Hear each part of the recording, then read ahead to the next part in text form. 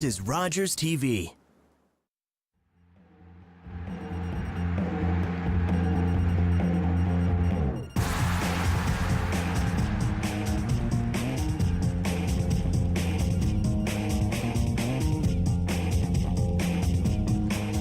Hello everyone and welcome to the Wilmot Rec Complex here in Wilmot, Ontario as Rogers TV presents Kitchener Wild Wings with Wilmot Wild Lacrosse. I'm Jason Hagcomb, joined alongside me is Steve Doc McGregor. And Doc, the Wilmot Wild just the other day suffered their first loss of the season, a tough 10-9 loss to Six Nations. And that for them puts a little bit of damper on this solid momentum they were building up. But for Wilmot today, it's going to be a big bounce back game against Oakville. Yeah, it sure is. Tough loss in Plattsville, 10-9 to Six Nations, who are a good team. Things are bunching up at the top of the Western Division. They absolutely are. Where Oakville, on the other hand, they're coming up strong. They had themselves a 14-7 victory just the other day as well. So they're really rolling up strong, where that top of the Western Division could be really jam-packed, where if Oakville gets today, they get themselves up to 6 points, and they're jammed up there with Wilmot, with the likes of Six Nations as well. So it should be real interesting what we can see today, and we'll throw it down right now for O Canada.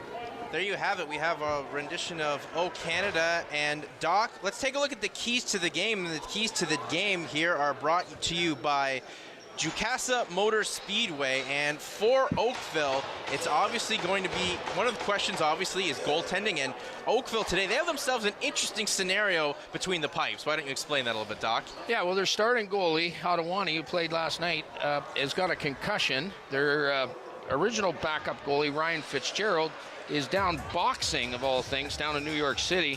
So they have Dawson Garcia, number 30, in net. He has not played goal since his minor days, so that should be interesting.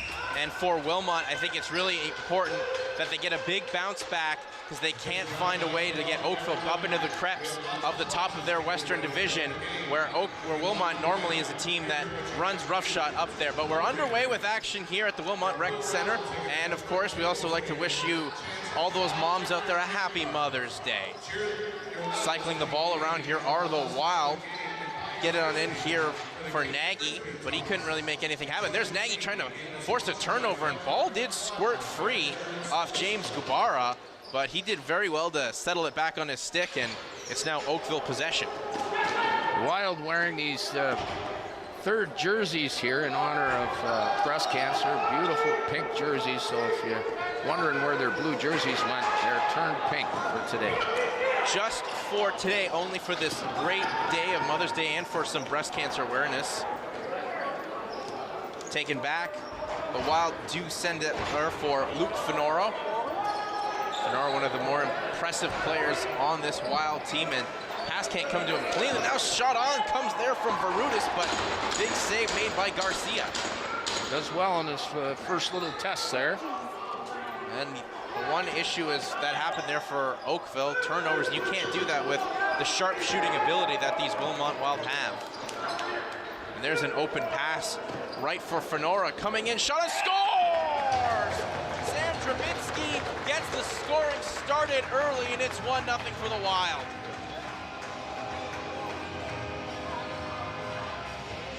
Well, the Wild capitalized on a turnover here. Oakville getting the ball down the floor quickly, but Brett Leibold makes a great play to turn the ball the other way, get it up to Finoro, and then over to the rookie Jerminski, who give the Wild a quick 1-0 lead. Jerminski gets his 6th goal of the season. Jerminski, one of the newcomers here for the Wilmot Wild, has himself up high in the points. He's 2nd in points, and he continues that trend right now, getting the opening goal early. And Doc, as we remember what happened last week, Wilmot was able to get a goal very early on. There's a good save from Chenier. Loose ball is going to be scooped up here by the wall. We remember Wilmot got a goal early, and they were really able to run away with things from that opening frame with help of some power play goals, but you can't let Wilmot get one by you quickly. Well, first goals are really important in hockey. They're not quite as important in lacrosse, but it's always good to get up to an early lead. There's Nagy trying to create some separation. We'll throw it across the floor to Verutis. Verutis, nice swim move by Verutis, comes in, shot on it. It didn't miss by much. I think Garcia just got a piece of it to steer it wide, and some rough stuff goes on in the corner. And it'll be Oakville ball. Boy, what terrific checking there by Jeremy Clark, number 8 of Oakville, just driving the Wild player right into the boards there. Well, you got to be a little bit physical to get these Wild kind of off their game, as we saw what Brantford did to them just last Sunday. Towards the end of the game, they kind of lost their composure. But I don't think we'll see much that type of a game today. I think we'll see a lot of the natural skill that comes with the game of lacrosse. And a stick got knocked out of the hand there of Travis Weber. But scooped up nicely to help out his teammate was Brett Leibold, and the Wild are out on the pounce again. Good start for Captain Leibold there, picking up another loose ball. Taken here by Wyman. And that was scooped up here by the Oakville goaltender. What you see here is referee Neil McDonald calling a penalty on Oakville. They had too many players on the floor, so we're going to get an early look at the Wilmot Wild power play. And the Wilmot Wild will head to the power play, and this power play is brought to you by Lori Teskey of Remax Solid Gold. And the Wild this season sit 8th in Junior C lacrosse on the power play at 12.7%. They converted 4 out of 5 against Brantford last week in the first period. So we'll see what they can do with that. Their power play was exactly that, with the sponsor is Solid Gold, but a shot comes on from Finoro. Garcia with a pretty solid save for a guy that hasn't played goaltender at the Junior C level. Yeah, he's been impressive to start out here. But this power play can be so deadly. There's one of the other newcomers, Kent Radbourne, leads the team in points, and he's also 4th in goals in Junior C lacrosse. Good passing of the ball here by the Wild. Get in for Radbourne. He can't get the shot off as some good defense knocks the ball out of his stick. And here comes Oakville out. The Buzz are buzzing with Gabor. Settling it down, there's James Gabora. James Gabora, though, nice job by him. Comes and shot on, and he was in the crease, so if he would have scored, it wouldn't have counted. But that's a nice individual effort to try to get Oakville going a little bit. Good save by Chenier there, who's been splitting the duties in goal with Reed Fitton, both with 8.00 goals against average coming into this one. And so the Wild, they have this one yet again. Wyman makes the pass. Shot comes on. Nice save meets again on that one on Ryan Smart from Garcia. And hunting this one all the way down, putting on a serious push, Hayden Berger. Berger lost a bit of his footing. 28 seconds left to go on the Wild power play, and I think Oakville's done a real good job on the penalty kill.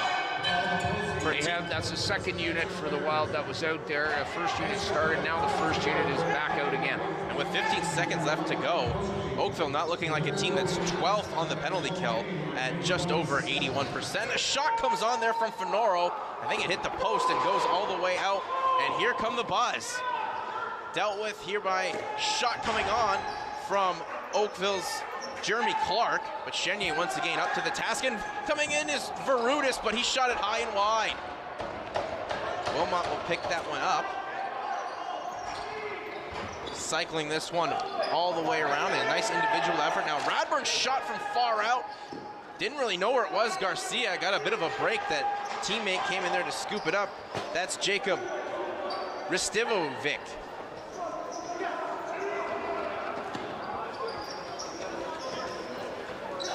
Now Oakville gets the ball up the floor into Wilmot's end. Shot came on there from Alex Q, I should say, who is the top point getter on Oakville. Big family in Oakville. In fact, Alex's dad, Darren, is the head coach of this Oakville Junior C team. Nice give and go between Wyman. Now Fenora on the outside here for Draminsky, who got the opening goal of the game, but he coughs it up, and Oakville once again out here in transition. One-on-one scenario for the Buzz. Trying to fight off through there is Gabora. At the last second, though, he lost the ball. Nice defense there by Wilmot, and Tyson Gibbs got it. Tyson Gibb, a newcomer to this team, but showing why he's on this team is solid defensive skills. Another KW midget rookie playing with the Wild this year. Wyman couldn't handle the pass, and Oakville once again will scoop up that loose ball, try to make something happen with it. Make the pass inside, and this is a solid offensive opportunity for the Buzz. Shot comes on, nice save made as Jack Travassos put a solid shot on, but Chenier's really living up to the task of being a leader and a guy in his final year. You see his experience has come in handy with some of these saves. Oakville doing a pretty good job defensively for their debut goaltender, Dawson. Absolutely. Garcia has played quite well. Shot comes on from Wyman, and once again, there's Garcia making a solid save. Tyler Brutus could have 3 goals by now. Garcia really up to the task on Tyler. Yeah, and absolutely. We mentioned last week that, you know, Verutis, he was our player of the game. He got a hat trick, and there's him doing another job going off the screen, trying to use the defenseman as a screen for Garcia, but his shot went wide. That Verutis can't really shoot. Up the floor go the Buzz. Taken here by Adam Brown. Brown will flick that back to Matt Stone, and dealt with there for the Buzz. Trying to get some separation now. Now they try to find it in. Was looking for Q, but pass couldn't be completed cleanly, and then Brett Liebold's got it. And he feeds it up the floor around the half part of the floor for Wyman. Wyman gets around the defender. Wyman, and just as he was streaking in, got the ball knocked off his stick there by number 10, Oliver Beckett. Oh, and what a shot from Garcia. Yeah, he just nailed Matt Wyman there behind the net, and the referee is elected to just call an interference possession call. So no penalty, and well, now they are getting a penalty. Well, now spoke a little too soon. Once again, then there's a shot going for Draminsky again, and he scores his second of the game. Sam Draminsky gets his second of the game, and it's 2-0 for the Wild. Yeah, and a delayed penalty call coming up to Oakville here. Tyler Nagy does a great job feeding Draminsky right in on the crease, and Draminsky, the rookie, notches his second goal to give the Wild a 2-0 lead. The 7th of the season for Draminsky. Talk about making an impact very quickly here for these Wilmot Wild. You know, that's got to be a huge boost for Wilmot, where these brand new players come right in, fit in very quickly, and they're the top 2-point getters in Radbourne and Draminsky with his 2 goals today. Yeah, Draminsky's a rookie. Radbourne played some junior B in Guelph, and he's got a great shot. But yeah, they're mixing in well, and the Wild have a good combination of veterans and rookies. And a shot comes on, but save made by Andrew Chenier. And out goes the Wild, trying to be starting something here. Fenora spins off a check there from Xander Alasia. Fenora again with it, thought about the shot, hesitates at the last second, and now will get accidentally tripped and feel the rough stuff coming there from Ben Doherty. Yeah, Oakville's looking pretty tough on defense, some good hard cross checks. And they're really making the shooting lanes for Wilmot very much clogged up. A lot of passing has to be perfect as Wilmot's looking for that perfect shot due to this good defense from the Buzz. And they get it in for Verutis. He tried to find Fenoro, but it's broken up by Jeremy Clark. Berger got it again. And there's a shot from distance that got a piece of it, did Garcia off the wall as well. Fenoro had a chance to hop on it, but just quite couldn't. And now it's taken here by the Buzz. Nice pass set up here for Adam Brown. They try to get into Brown. Brown comes in, nice save made by Chenye, and a penalty coming up. Yeah, you're gonna see here, it's gonna be a check from behind. It looks like it's gonna be Tyson Jebb. And those checking from behind penalties are tough because they're often 4 minutes, but it looks like the referee may only be going with 2 here. They've got 2 up on the board so far. So we're gonna get our first look at the Oakville power play. And Oakville comes into today's game riding the best power play in Junior C lacrosse at 42%, whereas the Wilmot Wild and the penalty kill, they sit around 7th at 91%. And not off to the hottest start there, as couldn't handle that one was Brown. But he does well to get it back. Man advantage help there. Shot comes on, save made by Chenye. That was from Travassos, and a loose ball shot, scores! The Buzz capitalize off the loose ball, and Xander Alasia gets the goal for the Buzz.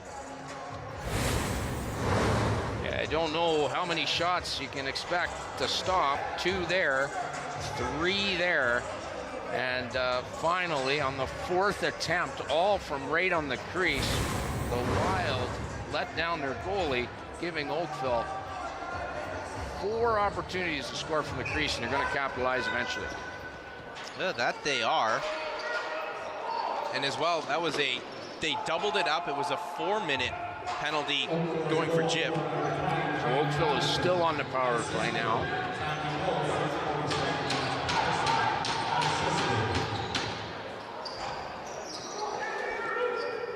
And the Wild now try to get one back, but Garcia does nicely to hold on to that ball. James Gabora flips that out for number 27, Vincent Milantoni. And Milantoni will flip, do a give and go, but he can't handle that one, could Milantoni. Nice sticks involved by the Wild and Brett Liebold, but Oakville gets it back. Can't handle that pass cleanly, could Q. And Liebold fighting off a bunch of checks, trying to break on inside, and has at least got it into Oakville's zone. But those the Buzz are buzzing. Yeah, great job by Brett Liebold there, picking up the loose ball and killing some time. Here's Brown with a shot. Good job to get back. Matt Wyman got a stick on Brown, and that shot goes high up into the netting. Great job by Matt Wyman, running hard back and catching that Oakville stick. Taken up by the Wild right now, trying to look for the perfect pass.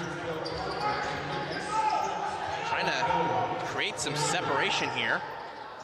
There they go, but couldn't be handled cleanly by Verutis, and we get a whistle.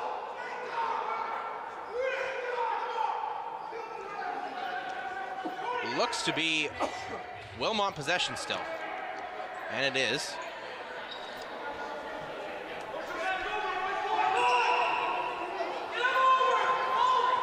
So the Wild will keep this up with Verutis, who's fighting off a bunch of checks. Verutis coming in, shot on.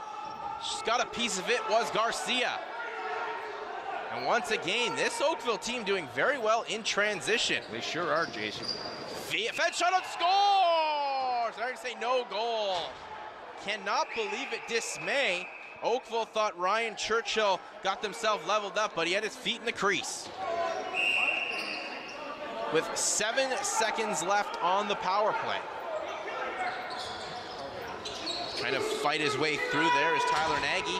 Had a ball pop up, and Jib comes out of the penalty box after his double minor. So now we're back to even strength lacrosse. Hayden Berger. Tried to flip it in for Fenoro, but passes a little too high and nearly had Fenoro get his head taken off. Oakville comes out quickly yet again. Nice shit. Juke move, but Berger got his stick in the right place. Saw that move coming from Thomas McDonald and caused a turnover. Nicely done by Hayden Berger. Off for Wyman now on the left wing. Wyman trying to create some separation. Finds Verutis. Trying to get away through. Here are the Wild. But this defense has been quite stingy for Oakville.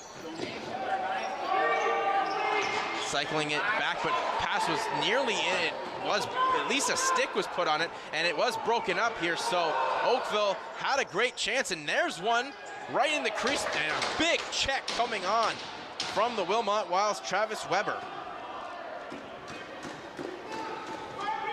Taken back with the ball are the Wild, settling things up as they had to get back quickly on defense, and that physical effort from Weber knocked the ball loose.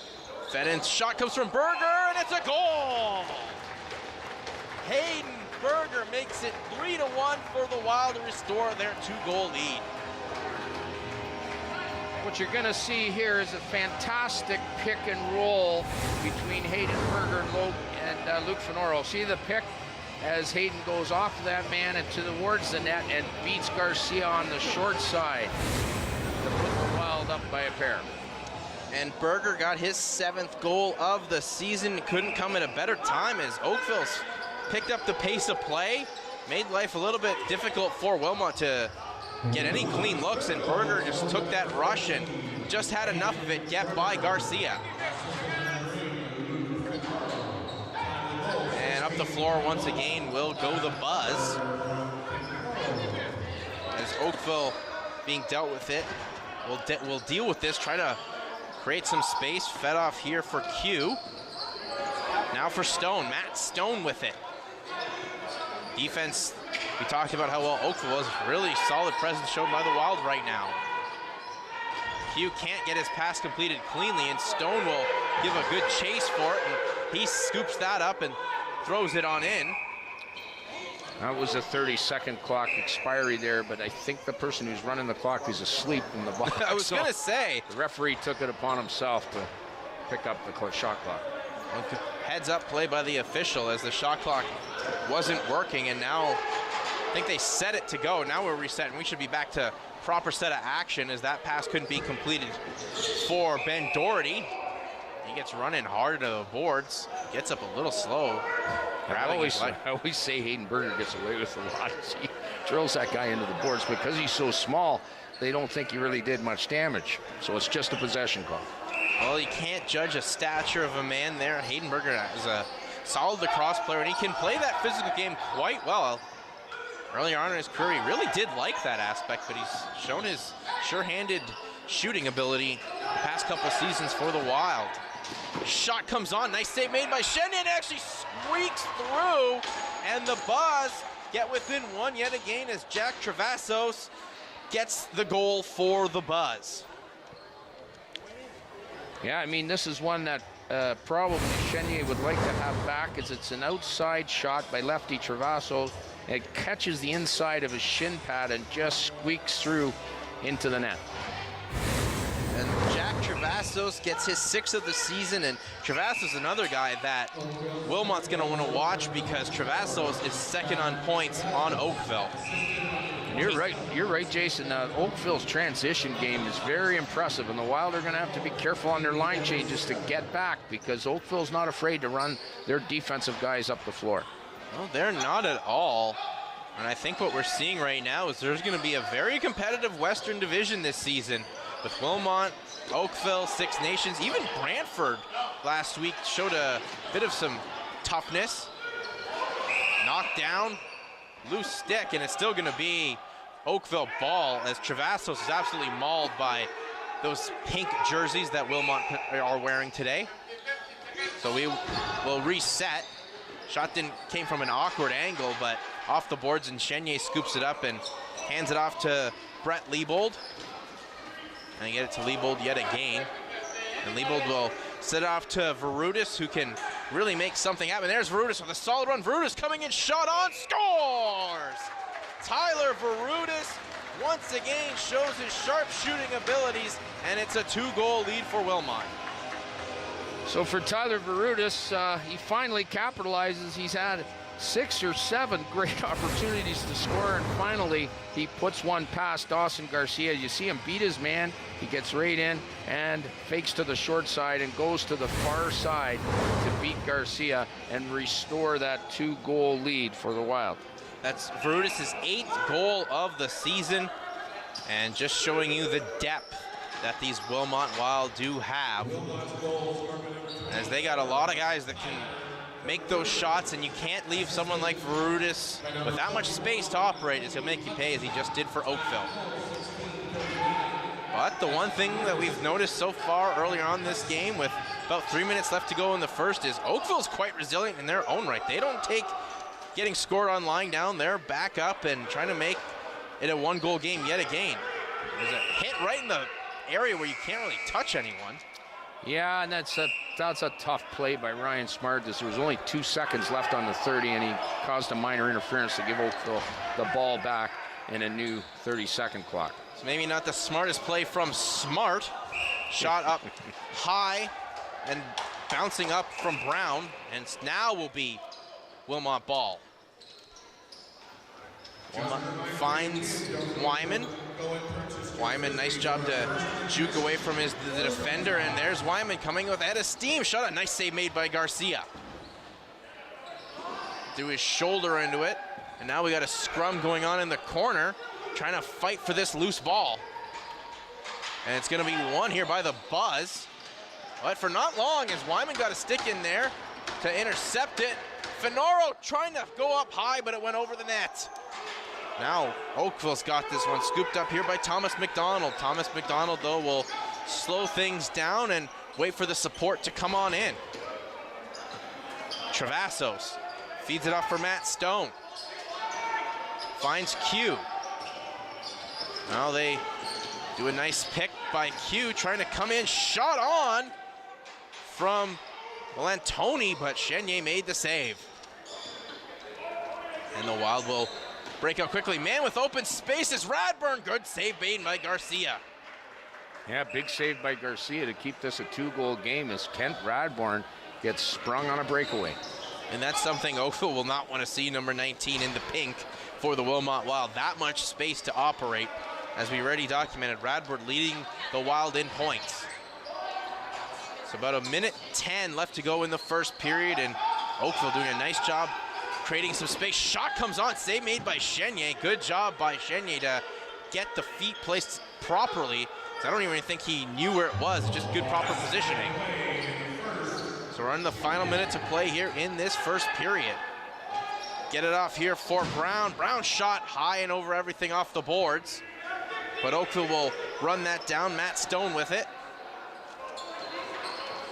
Gets the feed, and shot goes high and wide of everything there. So unfortunate circumstances for Oakville, as Wilmot will take this up with Brett Liebold. Trying to separate. Nice job to get around the defender was Wyman. Good defense from Alassi. Now Verutis. 6 seconds left on the shot clock. Got to make something happen quickly. Pass went high and wide of everything, so good defense there from the Buzz. Really made it difficult for Oakville to set up, but a turnover by the Buzz leads to this great scoring opportunity. Shot on, save made by Garcia, and that'll do it for the first period, where after 1 period of play, the Wilmot Wild will head into the locker rooms up 4-2, but a real exciting first period from both teams, where Oakville, they came in and really showed some good resilience, had some great transitions, but after the first period, the Wild are up 4-2, Doc. Yeah, it was a little bit sloppy, I thought. A lot of drop passes, but I was impressed with Oakville's pressure defense in their transition game. They are going to give the Wild all they can ask for today. So after 1 period of play, Wilmot's up 4-2 on the Oakville Buzz. We'll take a quick break and be back for more coverage here on Rogers TV. Whether you're here to catch the big game, to relax with the girls, celebrating with the team, or to just simply enjoy some great food, the Wild Wing family wants you to go ahead and get wild. TLC Pet Food delivers our premium quality food free to your door. Made with high quality ingredients, our whole life puppy, dog, and cat food has a taste your pet will love and nutrition you can trust. Online orders for TLC are delivered fresh and delivered free to your door. This May on Hollywood Suite On Demand. One thing is for sure, they have a coven and they want my baby. He didn't die, you took it! Telephone the police. Tell them there's a suitcase full of money and you don't want it. Do you feel like we're sisters? Welcome to the family. I truly ever think about belonging somewhere. Price is too high. Are you the author of the plays of William Shakespeare? I am. Then kiss me again, for I'm not this drunk. Hollywood Suite On Demand. Free with your subscription to Hollywood Suite.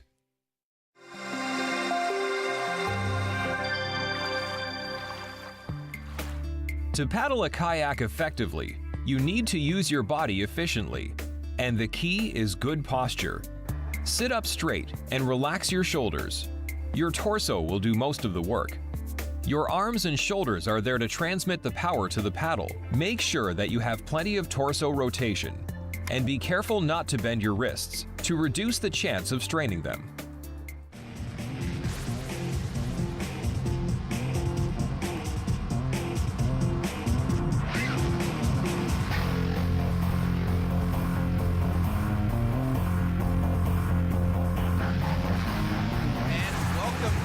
Wilmot Wild Lacrosse presented by Wild Wing Kitchener, and after one period of play, the Wilmot Wild are up 4-2 on the Oakville Buzz. And Doc, that was a very interesting first period where once again Wilmot gets themselves a goal about in the first 2 minutes, but Oakville really resilient, didn't let anything happen, caught Wilmot a lot of times in transition badly, and if it wasn't for Chenier, this could be a tied game or even an Oakville lead after one. Yeah, Chenier was real solid for the Wild. The Wild started off pretty good. They didn't capitalize on their power play, which that kind of hurt them. Then Oakville did capitalize on their power play, so I think we're going to have a good game this afternoon. Yeah, let's take a look at some of the goals that happened in that first period, where you see a lot of the ball movement happening as Sam Draminsky was able to get the first goal of the game for the Wilmot Wild. As you see, just some solid movement, and there's Draminsky coming in on a gain for what was his second goal. And Draminsky, as we mentioned many times, Doc, a solid up-and-comer for this Wilmot Wild team. But there's Oakville getting many cracks at it, where they were able to get their first goal of the game, making this one a 2-1 game. And from that moment on, it really got Wilmot back on their heels. Hayden Berger with a lot of space to capitalize, and his sharp shooting skills pay off. But Oakville, they didn't back down at all. They really moved the ball very well, and Travasso was able to bury this one. One Chenier definitely want to have back, as Chenier thought he had it, but it squeaked by, and Tyler Brutus with the speed and just buries that one right over the left shoulder of the goaltender Garcia. And that's where we're at right now. So Doc, I mean, for Wilmot, a decent 20 minutes of play, but you know they want to get a little bit better on defense. Yeah, I'm kind of waiting to see what happens in the second period here with Oakville, with their great transition game and that long line change for the Wild to get their offensive players out and are off and their defensive players on. This could be interesting to see if they can adjust to that. It'll be very interesting to see if they can adjust to that. But speaking of adjustments, talk about Oakville having a guy that's never started in Junior C lacrosse starting today. And I think Dawson Garcia has been up to the task quite well.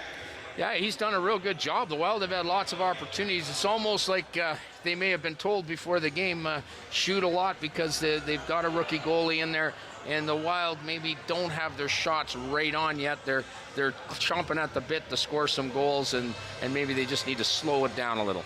Yeah, you got to wonder as well for Wilmot. They played such a tough game just last night against Six Nations, one they lost 10-9. You know, obviously you don't want to make the excuse, because the same thing happened for Oakville, but when you're playing a game against a division rival like Six Nations and how it goes down to the wire, you wonder if Wilmot, if they've got their legs under them just a little bit to start. They showed it early on, but as that period came to a close, it was Oakville really running the floor. Yeah, they sure were, and they were pressuring the Wild a lot on defense as well, which makes it tough to set up plays. You saw a good pick and roll with Hayden Berger, but very difficult to set up plays when you play a pressure defense. You just basically got to beat your man and make something happen, and the Wild can do that, so we'll see what they got in the second period. We definitely will see what the Wild can do in the second period, as after one period of play, they're up 4-2 on the Oakville Buzz, and we'll take a quick break, and we'll be back for more coverage here on Rogers TV.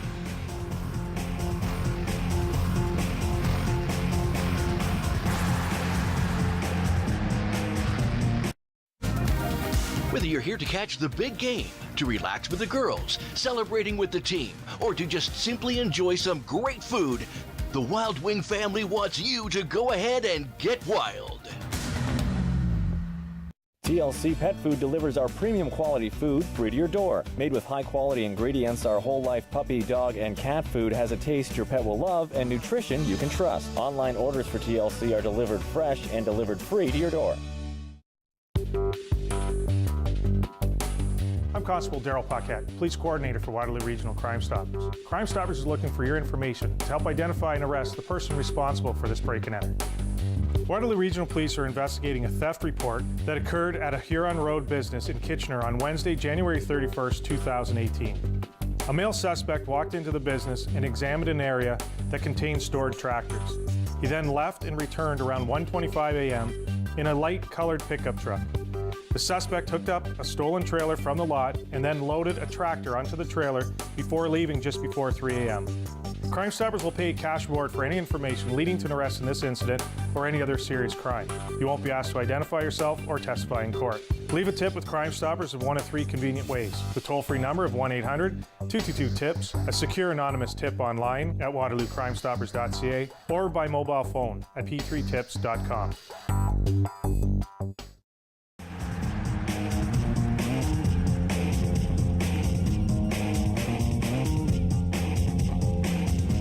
Welcome back here to the Wilmot Rec Complex in Wilmot, Ontario, as the Wilmot Wild are up 4-2 on the Oakville Buzz. We mentioned in that last segment where it was a very interesting first period of play, and Doc, I think one of the big talking points now is if Oakville's going to be a contender, we've got ourselves a potential serious logjam at the top of this Western Conference. Yeah, and it's what makes these early games very interesting, because it's going to create some separation if the Wild can take Oakville today. If not, it really is becoming a logjam up top. It absolutely is, because we know Wilmot's up there. Six Nations, they really would be leading the division. They've just played one game less than the rest of the teams that are around. Only undefeated team. And exactly, and they're also the only undefeated team. Whereas Oakville, they get a win today, as we mentioned before, then Oakville will also be up there with 6 points, and that's when you really get into the logjam scenario, and that's what makes this Junior C season in the Western Division that much more interesting, because these teams are going to see each other again, and I don't think there's going to be that much separation as the season progresses. Yeah, it's going to make for a great playoff when we get there, because it looks like we got a lot of equal teams in this Western Division of the Junior C. The Junior C have reorganized this year, and they brought in two teams from Quebec area, a couple teams from the Montreal area, and they play in the what they call the Far East Division.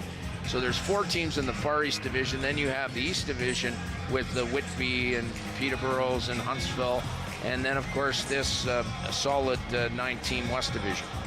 Yeah, absolutely, and there's only I think Wilmot only will go play far away. They'll play Clarington towards the end of the summer this season, and Clarington, well, they're in the East and they're still sitting at 0 points. But yeah, absolutely, when you look at this Western Division, they already have 6 Nations now seated in first at 8. Counting their game, I guess, from yesterday. It wasn't updated last time I did check, but Wilmot in there with 6 points, and Mimico, give Mimico credit. Last year, Mimico was nowhere near this type of a position, and they're playing right now for a Western Division championship and really make life miserable for the likes of Wilmot, 6 Nations, and here's Oakville today. As we said, if they win, they're up to 6 points as well. And the thing is, Jason, Fergus and Brantford are no slouches either. Brantford missing some players early in the season. They are defending champions, but the 2 weak sisters, Halton Hills and Caledon, at the bottom with 8 losses between the two of them. Yeah, that's the one thing that does happen where you have the one weaker team in such a high-ranked division with the likes of these teams here that you're seeing this Mother's Day Sunday afternoon. And we're just about ready to go here for the second period. And second period is underway with the Buzz winning the opening face-off, but turned over. And here comes the Wild out quickly. It's Zister. Adam Zister tried to find a man and absolutely run over was Wyman by Thomas McDonald. Yeah, there's some heavy hits by Oakville on D here, but the Wild are adjusting. And I think, if anything, Wilmot should know what it's like to play in a physical game. They just got to look back last weekend against Brantford. That's for sure. Pass couldn't be completed there for Verutis. Now Wyman does get it, and he does always a great job to shake off at least one defender. Radburn thought about the shot, but defense was in tight from Xander Alassi. Now, nice job to break through. Shot, scores! Tyler Verutis. What a great job to use the screens to bury that one and get his second of the game. So after Verutis was stymied 6 times in a row, he scores those last 2. I hope we get a look at that backhand pass, and we don't, but what a backhand pass by Kent Radbourne from the top left-hand side across to Verutis on the bottom right. A terrific backhand pass. Yeah, that was an unbelievable pass from Radbourne. We know what he can do offensively, but with his scoring touch, but he's obviously got the ability to find a man there in Verutis and make a very sexy behind-the-back pass to make this one 5-2 for the Wilmot Wild. And back to set things up again for the Buzz is number 10, Oliver Beckett. He already's gotten rid of this one as Oakville's gonna get a fresh set of legs on the floor. Q with it. Q, nice job to realize the situation and made the pass out there for Vincent Militoni, but they coughed it up and out goes in transition. Here is Jib for the Wild. Jib comes in, nice save made by Garcia. Don't really get to see Jib out on an offensive break like that, yeah, but I'm sitting waiting to see Oakville's transition game in the second period, and Wilmot's showing us theirs. For Jib, that's got to feel nice, showing off his speed as well. We don't really get to see that. Verutis trying another one. Verutis shot. I think that hit some traffic in front, and looks like we're getting a penalty coming up to Oakville. Yeah, it's a high sticking call by referee Neil McDonald to Ben Doherty on Tyler Verutis in front of the net. So we'll see if this Wild power play that was so good last week against Brantford can strike here against Oakville. And this Wilmot Wild power play is brought to you by Lori Teskey of Remax Solid Gold, and we'll see if the Wild can be solid gold on this power play opportunity as they were last Sunday against Brantford. Cycling well, they hit it to Radburn. Radburn at the point, quarterbacking this power play. Jerminski, shot from Radburn, nice save made by Garcia. Not a lot of traffic in front there, so that was an easy one for Garcia to see. Taken out by Gabora, James Gabora. Trying to get away from Liebold, and that's easier said than done as we got ourselves a scrum going on in the corners. Really can't quite make out who's still got it, and it is the Buzz with Vincent Militoni, but he'll flip it out and a line change will be made by both teams. The Wild sends out their second power play unit here. It's actually in possession of Wilmot, and that's where the Wild squeak into Oakville's zone. With Ryan Smart taking it up. Wyman now to Smart. Smart, shot from Wyman goes high up, and now over and almost into the Wilmot bench. Yeah, I think Wyman hit the post there, and when that goes up in the crowd, it turns into Wilmot's ball. Dealt with here by Cody Hudson, then to Smart, to Wyman. For Berger. Now Smart. There for Wyman, a shot from Zester, hit a bit of traffic in front, so it couldn't make its way to the net as much as he would have liked. Hudson tried the bounce shot, but it went up into the netting. And now with 5 seconds left on the Wilmot power play, got to get one off quickly. Berger, and he'll just wait. Now we're back to even strength lacrosse. Berger trying to make something happen, but man of Ryan Churchill's size really making that tough for him to do that.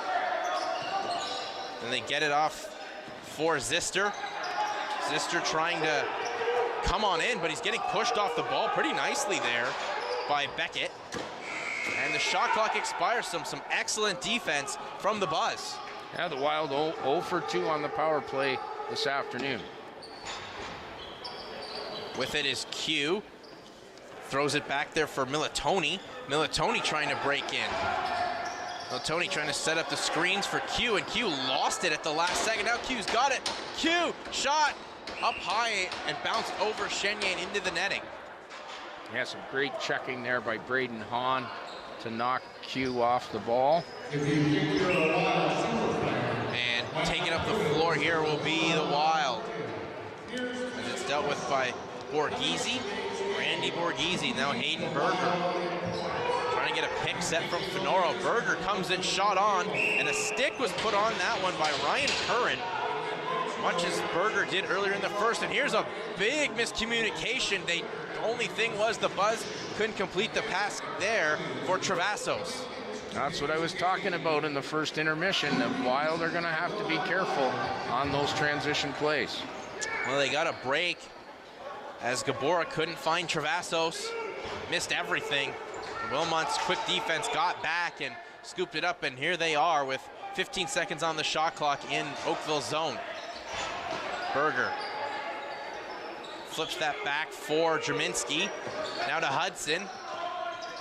Hudson couldn't get it as clean as he would like for Berger, but nice job to pick it up. But once again, better defense by the Buzz. That's the second straight shot clock violation for the Wild. Yeah, I've been impressed with Oakville's defense, pretty solid, but the Wild have managed to get 5 past them. That they have, but those goals have been really just when Wilmot could get in transition and with their sharpshooters getting some open space. But we'll see what the Buzz can do here. Can they cut this lead down to 2? Taken up here by Militoni. Shot comes far out there by Travassos. Good save made by Chenier.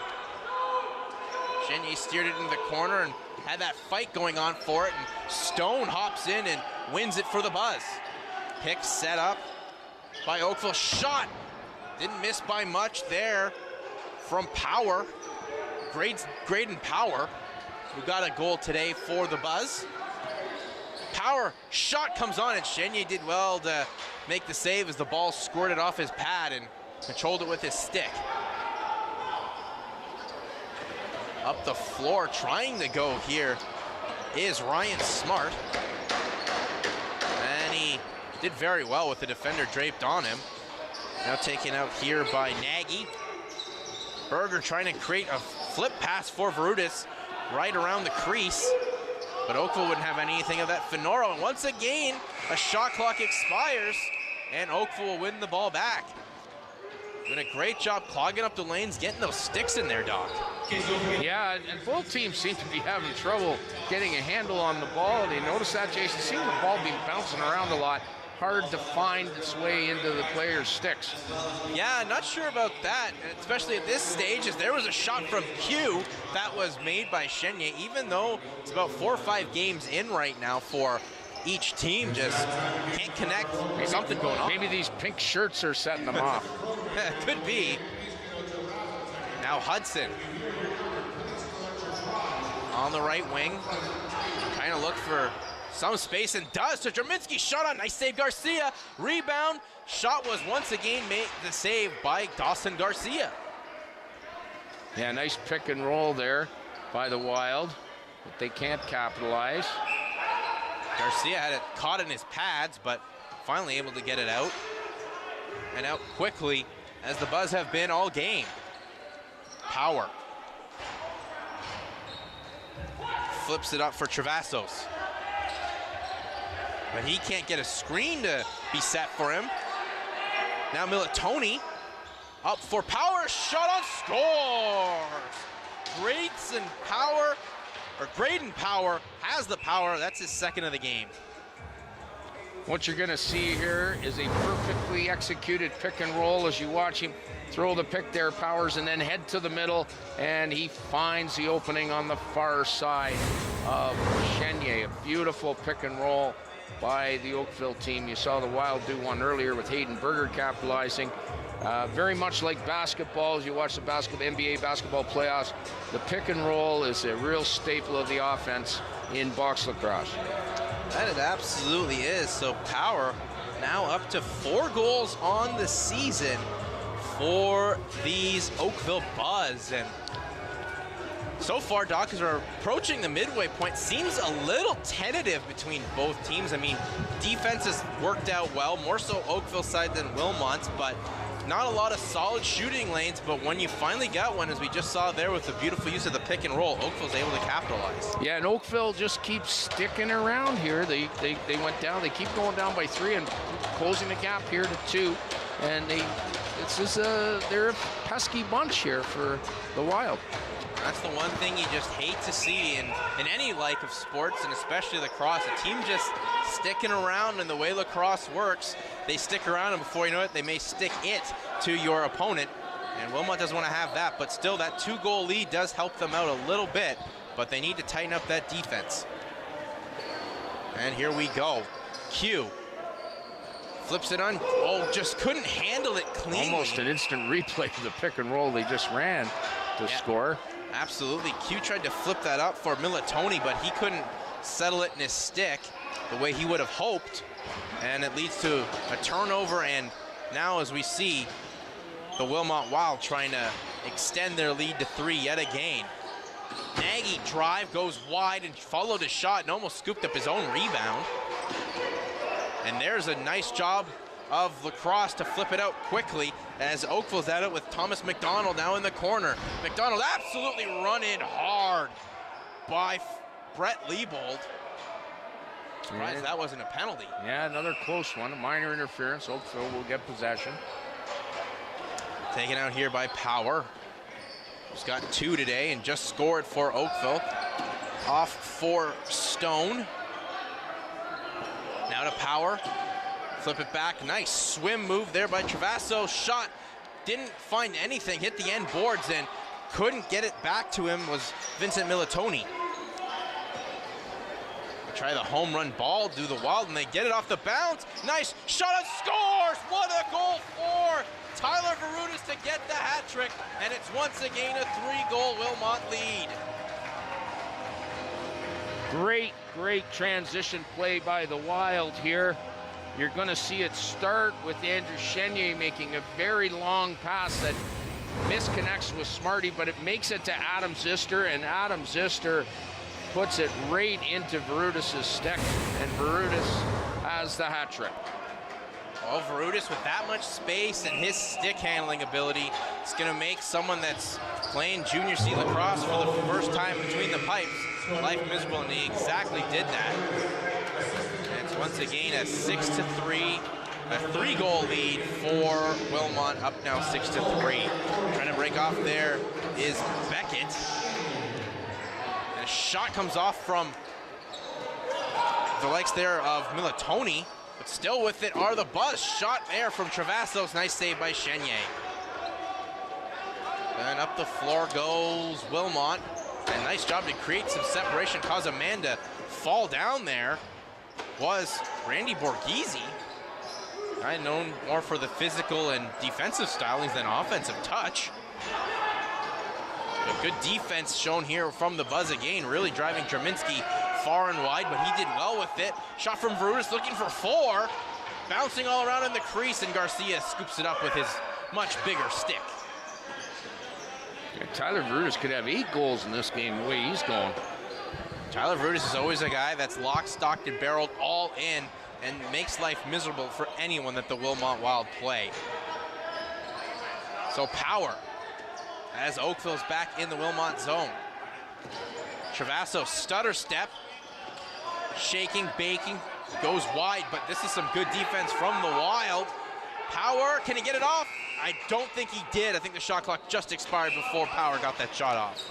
So some good defense for the Wild. That'll make Coach Ricky Wendell happy to hear that 30-second horn go. Especially since he's heard it for the opposite direction in this second period. Radbourne nearly lost it as some good pressure coming there from James Gabora. And they flick that one in. Shot from Wyman. Nice save made by Garcia.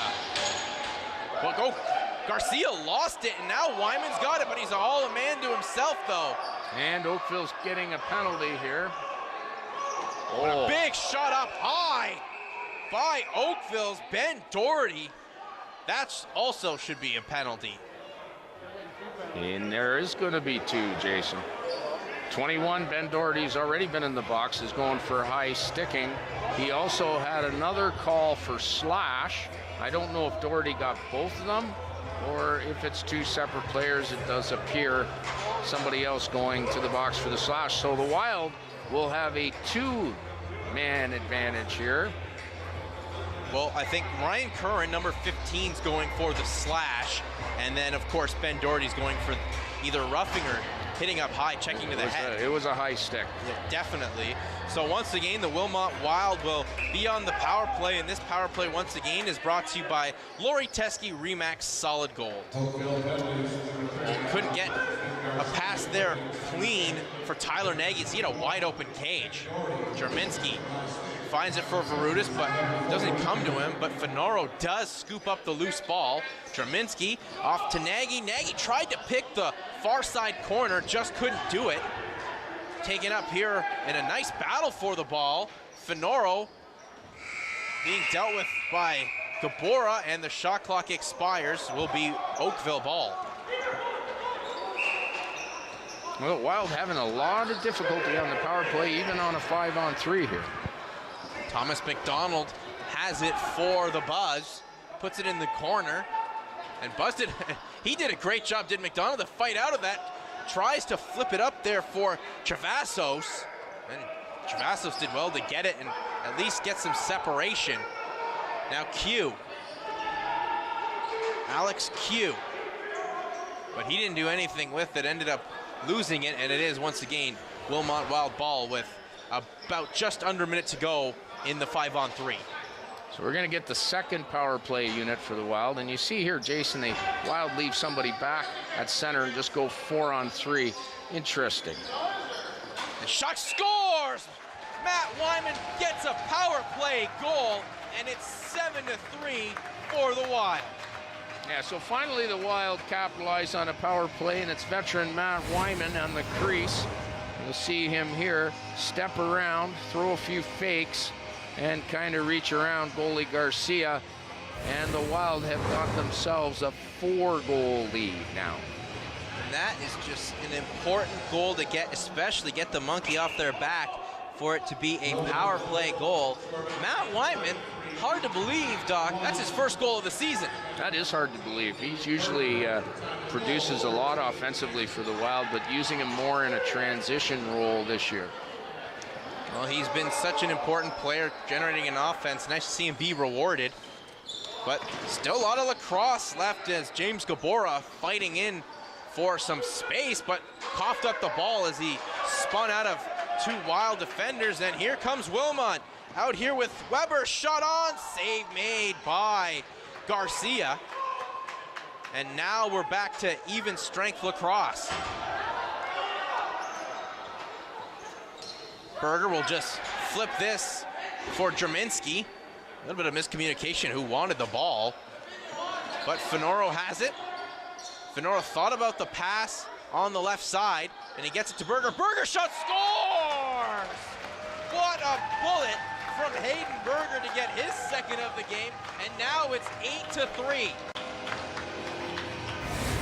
Well, the Wild creating some distance here. You see this pass by Verutis, and Berger does a great job beating the defender on the inside, and that's one that I think Dawson Garcia would like back. And unfortunately, Oakville does not have a goalie on the bench to replace him, so he's just going to have to tough it out.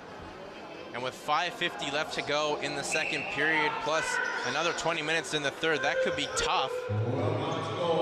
But it never felt like Oakville's been out of it. Obviously, Wilmot's pouring it on. Just one goal from the Buzz can really get them back into this game, but need to make a defensive stand as Jib breaks on through.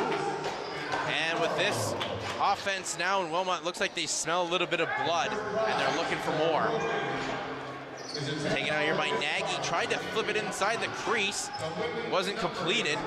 Broken up, and out goes Oakville. Here's Oliver Beckett. Beckett coming in, shot on, and it's a nice save made by Chenier. Those are always the toughest scenarios for a goaltender, that one-on-one scenario. I mean, Chenier did have a defender, but still, Beckett had the advantage. Yeah, Beckett was going against Treminsky there, and he just overpowered him. Loose ball, and it's gonna be still Oakville ball. And Oakville will look to get something going quickly. Their transition game, they haven't been able to break out as much as they did in the first here in the second, Doc. No, they haven't, Jason. I was expecting more from them, although they did play last night, so they may be a little bit weary. Look at this, trying to break on through. Is Oakville's big Jacob Ristovic.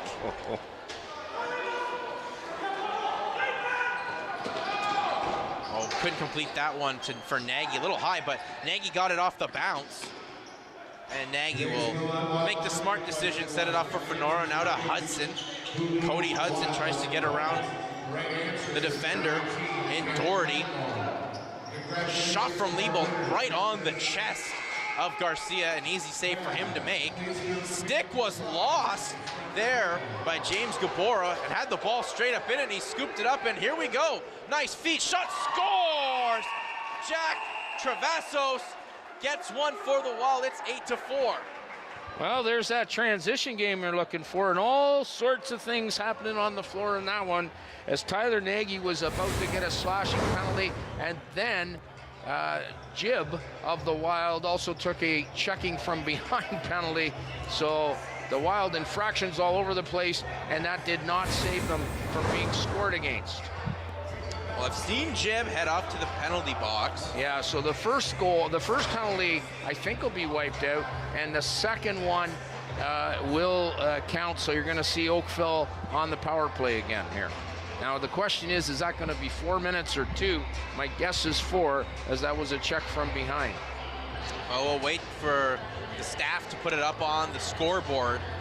Well, Tyler Nagy took a couple of really good hacks at the leg of the Oakville player, and he had a delayed penalty coming for slashing, and Oakville really put a lot of pressure on the Wild there with that transition. I was expecting more of that from them this period, but that was a good example of it, and they've narrowed the gap to 8-4.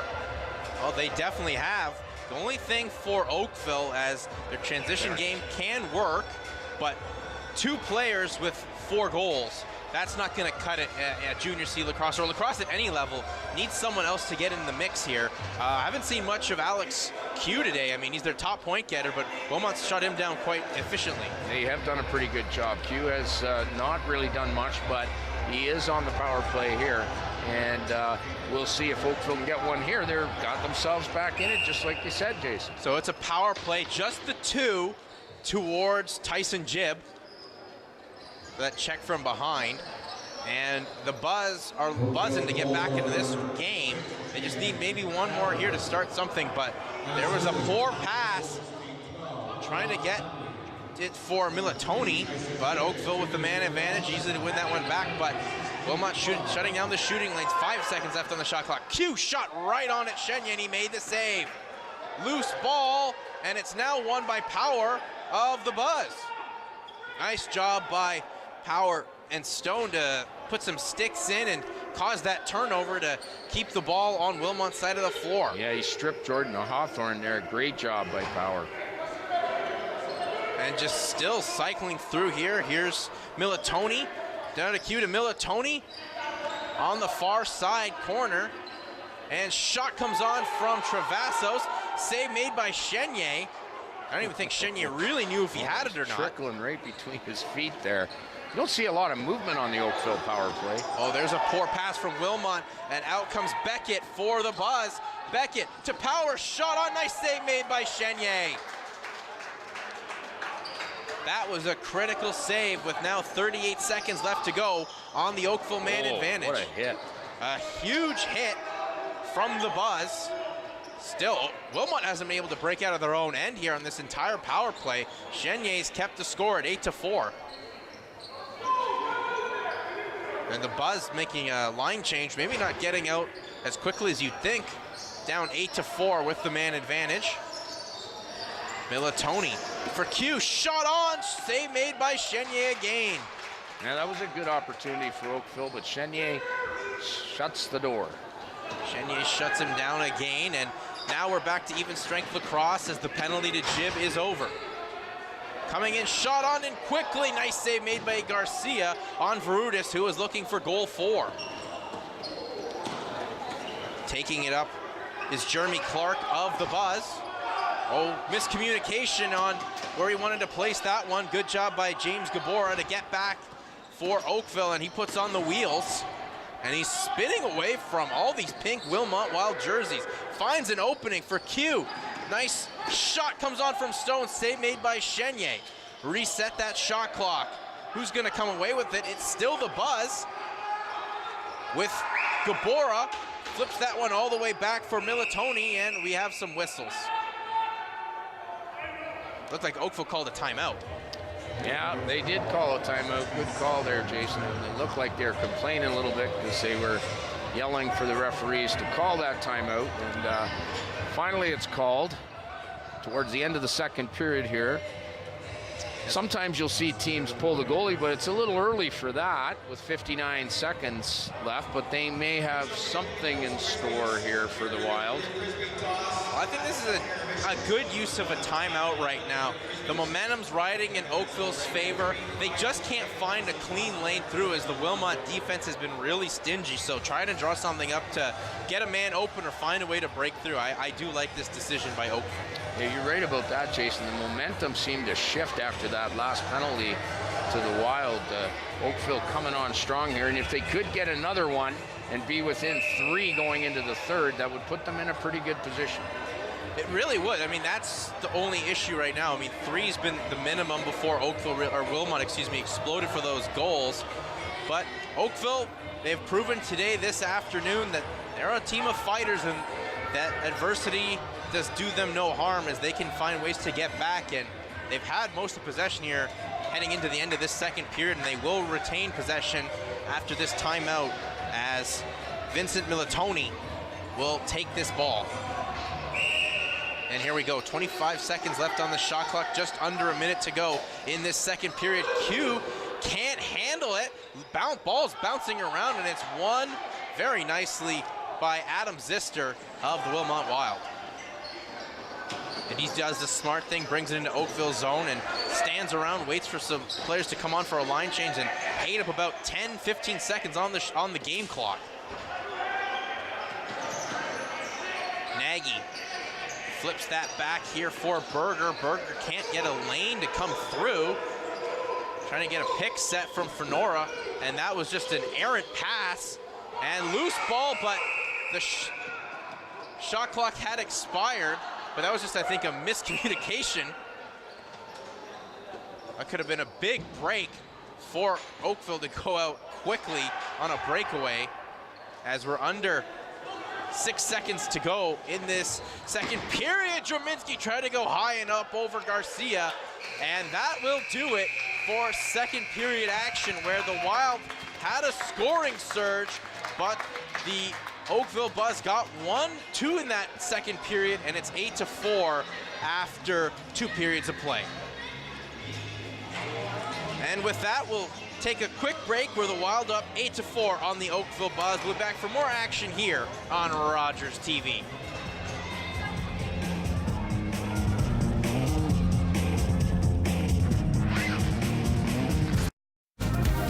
Whether you're here to catch the big game, to relax with the girls, celebrating with the team, or to just simply enjoy some great food, the Wild Wing family wants you to go ahead and get wild.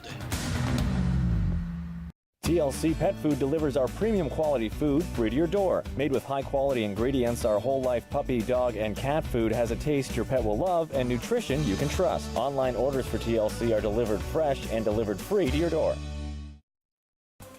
With a dash of humor and a dollop of learning, Natasha McKenty invites local chefs and food experts into the kitchen. In Studio serves up a new episode Mondays at 1 p.m. on Rogers TV. Hundreds of officers from services across the province gather to honor the 266 fallen officers whose names are engraved on the Wall of Remembrance. Watch the Ontario Police Memorial Foundation Ceremony of Remembrance on Rogers TV. You should expect to take the occasional fall when you are paddleboarding, so always have your tether attached. If you lose your balance, aim for the side so that you fall into the water. To get back on your board from the side, pull yourself aboard while remaining in the prone position. Once aboard, reorient yourself so that you're facing the front of the board. Then, using your paddle to brace yourself, get up to your knees and then stand.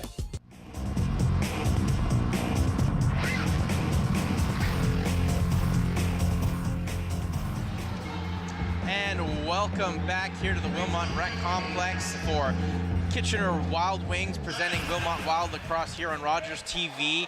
And Doc, it was a very interesting second period as up until the midway point, both teams seemed a little tentative. Defense was really up in the game, but we saw once Oakville got the first goal of the period, the scoring really opened. Unfortunately for Oakville, it was more Wilmot getting the goals. Yeah, good period for the Wild. They finally got the power play going. Managed to get 4 past Garcia, maybe a couple that he would like to have back, and the Wild taking advantage of a new goaltender. Yeah, let's take a look at the goals and the scoring that went on in that second period. As you can see, it was quickly there, a beautiful goal from Tyler Varutis, who has himself a hat trick this Mother's Day afternoon, and good movement here of the ball from the Buzz, and there's Power getting his second of the game. And that's what we did talk about. It's been 2 guys doing all the scoring for the Buzz. And you see right here, what another beautiful goal in transition. Wilmot giving Oakville a taste of their own medicine for Varutis to get his second. And there's a great goal for Matt Wyman to get his first of the season, showing a lot of time and patience. And just once again, good move from Hayden Berger off the defense and buried that one off the inexperienced goaltender of Dawson Garcia. But this is the one that got the Oakville Buzz back into the game from Travassos, and the momentum really went to be in Oakville's favor from that point on. Just unfortunately had a power play after you saw that hit from Jib, couldn't capitalize on it, but Oakville, they still feel like they're carrying that momentum, and hopefully they can carry that over into the third. Yeah, we didn't see much of the transition game for Oakville in the second period until we saw that goal towards the end. Maybe if they can get that back going again, they could get themselves right back into this game. And for Wilmot, it was a shaky start to that second period. Really couldn't get a lot of the shooting lanes set up. Some passes were not being completed cleanly, a lot of turnovers.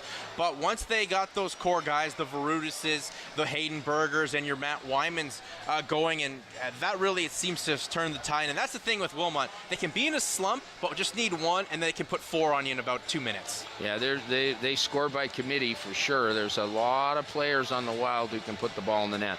That absolutely are. And for Oakville, though, Doc, as we talked about, we'll talk about it again here. 2 players with 4 goals for Oakville. Oakville's playing a really good game, but they need someone to get in there as well. They need more production, especially from the likes there of their top getter, Alex Q. Yeah, Alex Q. He's not had a good afternoon. He's about 4th in the scoring in the Junior C with 17 points in 3 games, but he's having a lot of trouble here. It looks like Coach Ricky Wendell has put the defensive guys on Q. He is not getting much room. He had a couple of good shots on their last power play, but has been blanked so far this afternoon. He absolutely has, and Oakville's tried a lot of ability to get him the ball. They flip him into him in the crease, but this Wilmot defense being so stingy, and that's always been such a big part of this Wilmot Wild program, Doc, is defense is always a big priority. It has in goaltending as well. Chenier doing a great job in net there, not giving them any easy ones. Absolutely not, and we shall see how this concludes with Oakville riding a bit of momentum. Can the buzz their way and sting the Wilmot Wild? We'll find out as we'll take a quick break and be back for third period action here on Rogers TV.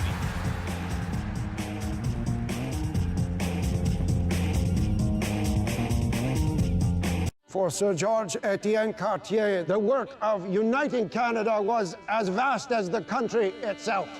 First, he won over Quebec. Union is the only way forward. No, Monsieur Cartier. Confederation will cost French Canadians their nationality. Monsieur, together we will form a political nationality independent of our origins. Diversity will be Canada's strength. Then he fought for Manitoba. The Northwest has formed a government under Louis Riel. We will not join Confederation unless our rights are respected. So you want a new province? Then you'll have it. There will be a place for your people in Canada. He envisioned a country from Atlantic to Pacific.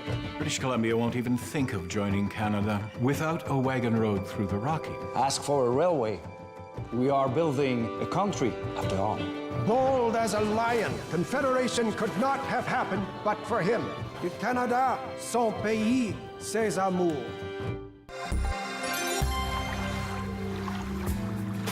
Rules of the road help everyone avoid collisions on the water. As a powerboater, you must give way to all paddlecraft and sailboats under sail. And when operating near a paddlecraft, slow down and mind your wake. In a small motorboat, always be on watch for larger vessels. It is harder for them to see you. Stay off the water in reduced visibility, when it will be more difficult to navigate and to be seen.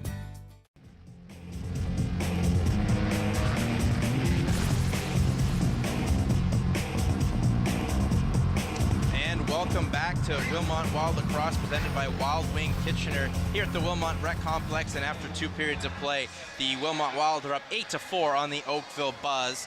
And Doc, we're coming to the final frame here for each team. For Wilmot, what do they got to do to close this one out? Yeah, what we usually say as coaches is play one period at a time.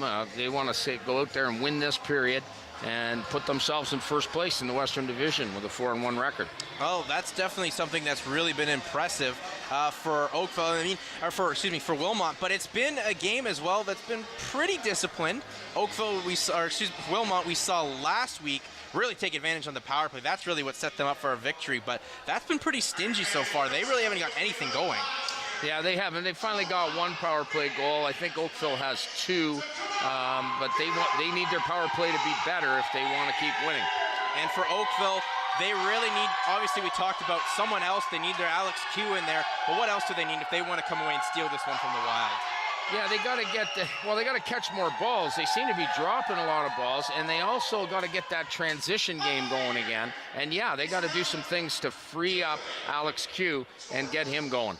Yeah, they need to find someone else as well. It may not just be Q, but some other player on this Oakville Buzz team needs to find a way to be in there. And, you know, for a team that's shorthanded in the sense of a guy making his junior C level debut between the pipes and Dawson Garcia, I think he's played definitely very well to keep the Oakville Buzz in this game. Yeah, he really has done an outstanding job. First game ever playing junior C. He did play minor lacrosse in Oakville. Oakville with a terrific minor lacrosse program. And so it's not the first time he's ever playing goal, but to play it at the junior C level, you got to remember in junior C, the nets are bigger than they are in minor, and a lot of times it takes the minor goalies a year or so to adjust to those bigger nets, and he's done a pretty good job. He let in one against Hayden Berger there where he didn't have much of an angle and managed to score, but other than that, he's pretty well stopped what he's had to. He really has, and especially with a team like Wilmot with so much sharpshooting, with your Radburdens, your Jerminskis, your Varudises, you know, that would intimidate someone making their junior C level debut, and they may have been behind the 8 ball early in that first period with the pressure that Wilmot put on Oakville.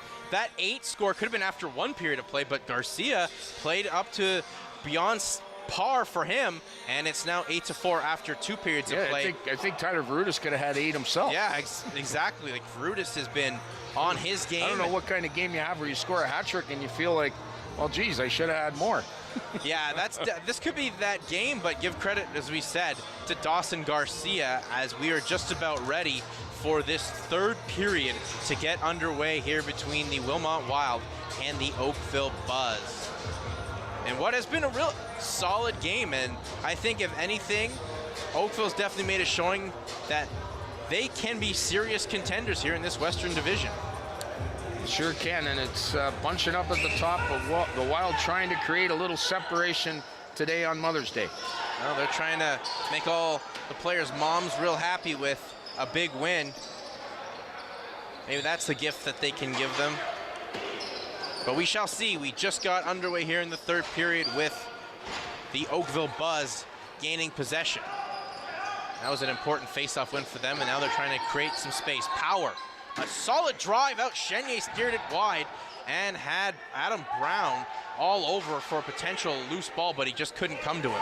Chenier's made a lot of good saves with his left leg getting out down low. Good job on his part. And just after doing 2 games this season here on these past couple Sundays, the thing I've noticed, the biggest improvement about this team, they're forcing a lot of their opponents to make shots out wide, and there's a good save from Garcia. Well, that's a sign of good defense. If you can get teams shooting from the outside, you've done a good job. Maybe minus the first goal that Power got, where Oakville had 4 whacks at it, but nonetheless, Oakville definitely come out strong out the hop. Nice shot from Gabora. Wow. Oh, that one trickled through. James Gabora gets one, and it's 8-5 Wilmot. But that's the important early goal for the Buzz. Yeah, and that's always the kiss of death. We start talking about how good Chenier's been, and then he lets one in here on a great individual effort by Gabora, beating 4 Wild players in tight, takes the shot, and then it just somehow trickles between his legs. He made the initial stop, and then somehow it bounced between his legs. I think it bounced off his pad and off of a Wilmot player. Yeah, it looked like it went off a Wild and then it just rolled through as Chenier wasn't expecting the bounce back. Gabora will be credited with it. So a bit of a fluky goal that gets Oakville right back in this game. And those are the strange ones that can turn the tide full on in the favor, and good for Oakville. They've been able to ride that momentum from that end of that second period here into the early part of the third. Now having to retreat all the way back is Colton Bess. Yeah, really nice loose ball by Colton Bess. Yeah, Bess, and here we go, 2-on-1 scenario. Fed on, shot comes on, and it's a goal. As we see there for these Oakville Buzz, they get 2 very quickly. Well, that's how you get back into it, Jason. A good turnover, and it looks like Graydon Power there just fires that one past Chenier. Not much of a chance if you get a shot. Good look like he did there, and all of a sudden, we have a lacrosse game here. We definitely do. That one was Power. That was Power having the power. And as you said, Doc, we are in for quite a lacrosse game right now, a 2-goal deficit, and Wilmot's come out a little flat-footed to start this third. Yeah, they better wake up soon here, or Oakville's gonna be tying this thing up. Nice move from Wyman, and it went up high and over, but Wyman was in the crease. So here we go with Oakville taking the possession yet again. And up the floor and around the center part here are the Buzz. Flip this off for Brown. Shot comes on from Q, goes wide. Travassos trying to fight for that loose ball, but cannot, and Travassos ran to his own man. Boy, if Q ever got going, he just hit the post there. If he ever gets going, the Wild, they're going to be in a whole heap of trouble. Q maybe trying to get going, but unfortunately ran to his own man in Travassos, and out going the other way are the Wilmot Wild with Tyler Verutis. Verutis streaking in. Verutis shot on, and it's just off the post. What an individual effort by Tyler Verutis. I don't know how Verutis didn't score, and that ball popped right off Smart's stick. Still loose ball now. Oakville had it for just a split second. Now they get it back all to themselves as got an injured Buzz player, Ryan Churchill, holding his shoulders. He heads to the bench. See if the Wild can settle things down here, Jason. Wilmot definitely does need to find a way to settle them down, as so far it's been all Oakville. That shot goes high up and over from Travasos. That was a rush shot because of the end of the 30 seconds, so it was a good defensive series by the Wild. A really good defensive series. One they really needed from how slow they've been off of the hop here in the third. So Wilmot now with a nice drive coming there from Radburn. Can't scoop it up is Garcia, and we got ourselves the old-fashioned scrum going in the corner. Who will come away with this one? And it is the Buzz. Taken out nicely there by Thomas McDonald. He won it, and he's flipped it off for his teammates. Going in, trying to make something happen was Adam Brown, but good defense from Wilmot. Yeah, Oakville trying to get that transition game going again. Well, that's something that really worked for them nicely in the first, and able to get a goal in the second off of it. Now Varoutis trying to do another solid individual effort with all these black and yellow gold jerseys around him. Wyman a drive, goes wide and up into the netting as well, so will be Oakville ball. And out with it in a hurry is Oliver Beckett. Beckett back to Travasos. To Q. Then flip that one off there for Militoni. Shot from far out, and that was saved nicely by Andrew Chenier. Once again, there's that good defense forcing those shots out wide. Up the floor with Berger. Aiden Berger goes to the right side of the floor for Hudson. Nagy couldn't get a shot on, and he actually coughed it up, but now the ball's bouncing all around, and it's won by Wyman, who just rushed a shot and it went wide. Ref says reset, will be Oakville ball. Man, Oakville, they've been really stingy in defense as well, but there's one of those passes you talked about, Doc, where no one can complete it, and they just turned it over with what was looking like a solid opportunity. A lot of drop passes this afternoon. And that's real strange. You don't expect to see it at this level that often. But we have had our fair share of the ups and downs in that department for both teams. Fakes the shot. Does the likes there from Bess.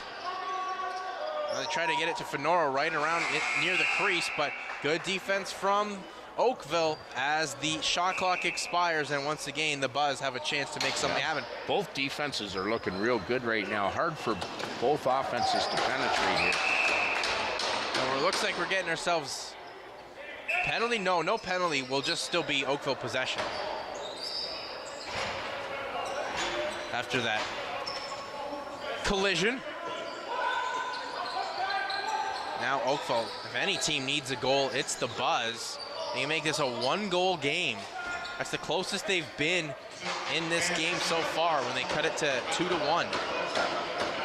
And out quickly is Zister, and scores!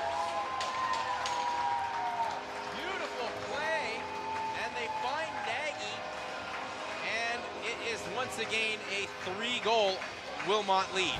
What a fantastic transition goal. As you see Nagy throw like he was going to throw a backhand, then come around back forehand and fools Garcia. But all the action there happened beforehand with Ryan Smart making a beautiful outlet pass to Adam Zister. Adam Zister busting up the floor and making that great long pass. And that's a big goal for the Wild to give him a 3-goal cushion again. And Nagy gets himself his 6th goal of the season. So those big guys really putting up they're padding their stats as this season keeps on rolling on. And Chenier with a big save there as Oakville nearly came back to narrow it to 2 again. Well, Oakville once again finds themselves in that 3-goal hole. Q's pass wasn't completed cleanly, and Q just lays the body, but he's the one that ends up going down on the likes there of Jordan Hawthorne. And shot coming on quickly got a piece of it, did Garcia. Another great transition by the Wild, setting up Kent Radbourne right on the crease. Oh man, Garcia just absolutely needed to steer that one wide, and he did that. It's still 3-goal lead, 9-6 for the Wild. Trying to make some space for Q. And that one's intercepted by Wilmot, and look out, here comes Tyson Jibb. Jibb has some support, shot goes wide as Sam Draminski still looking for that hat trick. Great effort by Tyson Jibb. First of all, checking, second of all, picking up the loose ball, and third of all, setting up a fantastic 2-on-1 play to Draminski. And you know, Jibb, he's really shown a lot of offensive stylings in today's game. Shows he's got some speed and some heads-up ability to read plays before they happen and find teammates. But Oakville with it again. Travassos. But of course, he's one of the top point getters, so 3 Wilds get on him, and the shot clock expires, and it's going to be Wilmot ball. And Travassos definitely wasn't pleased with that, so he let Adam Zister know about it off the play. Yeah, Adam Zister did a great job checking him on there, and I've been really impressed with Travassos. A real good lacrosse player for Oakville. But need a big defensive stop. Berger shot on off the post. I think Wilmot's been unlucky by that a couple of times today, but there's Berger still fighting for it and wins it.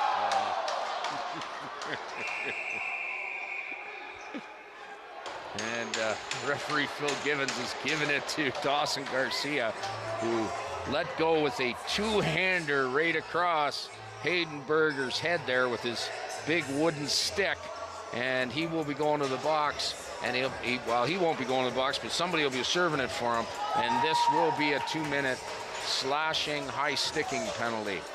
The slashing penalty comes towards Oakville at an inappropriate time, so once again the Wilmot Wild will go to the power play, and this power play, as always, is brought to you by Lori Teske Remax Solid Gold.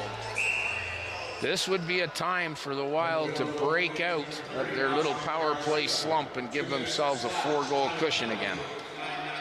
It really would. That could pretty much almost put this one to bed. And they try to get it to Draminski for his hat trick, but he lost it. And just as Oakville tried to bring it up the floor, they lost it. So once again, Wilmot will set up shop in the Oakville end.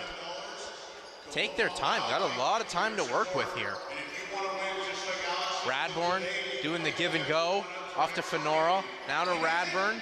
Radbourne drive, shot save made by Garcia. Nice save as well, with some traffic in front of him. Trying to get all the way around here is Xander Alassi. Oh, actually, it's Gabora. Gabora up high and upended.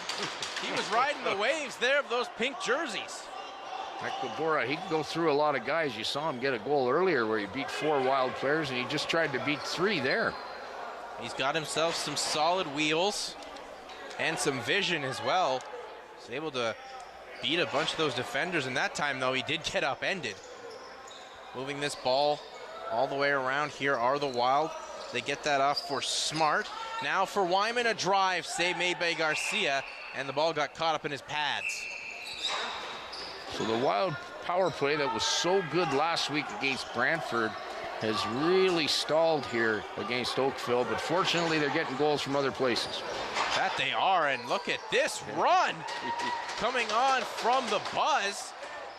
Number 8, Jeremy Clark, was a man on a mission. Unfortunately couldn't make it towards Chenier, but broke off about 3 checks that Wilmot presented, and now about 7 seconds now left in this penalty to Oakville. And I get one quickly if you want to start the snuff out your drought on the power play. There's Radbourne, drive off the post. That would have absolutely done that. Now we're back to even strength lacrosse. Trying to get through is Fenoro, muscled off into the corner. Nice job by Fenoro to spin away from Beckett. And he does it again. Fenoro shot, nice save made by Garcia. Rebound comes, scooped up on a low one from Nagy. but it rolls wide. And once again, here we go with Matt Wyman picking it up. So this is a third scoring chance for the Wilmot Wild. And there's Drominski's shot. Got a piece of it, did Garcia. Wild doing a great job of picking up offensive loose balls and rebounds here. Tons of rebounds coming. This is the fourth shot attempt for Wilmot in a matter of moments. Good job to find that one through. Now Radburn, a drive went wide. There's another one. There's 5. Shot, this one saved by Garcia on Drominski. You got to be impressed with the ability to get those rebounds, but if you're a coach, it also kind of got to drive you mad that you could capitalize on one of those. Dawson Garcia stood up fantastic for Oakville to keep them in this game. 7 minutes left. With 7:17 left to go, it's still a 3-goal Wilmot lead.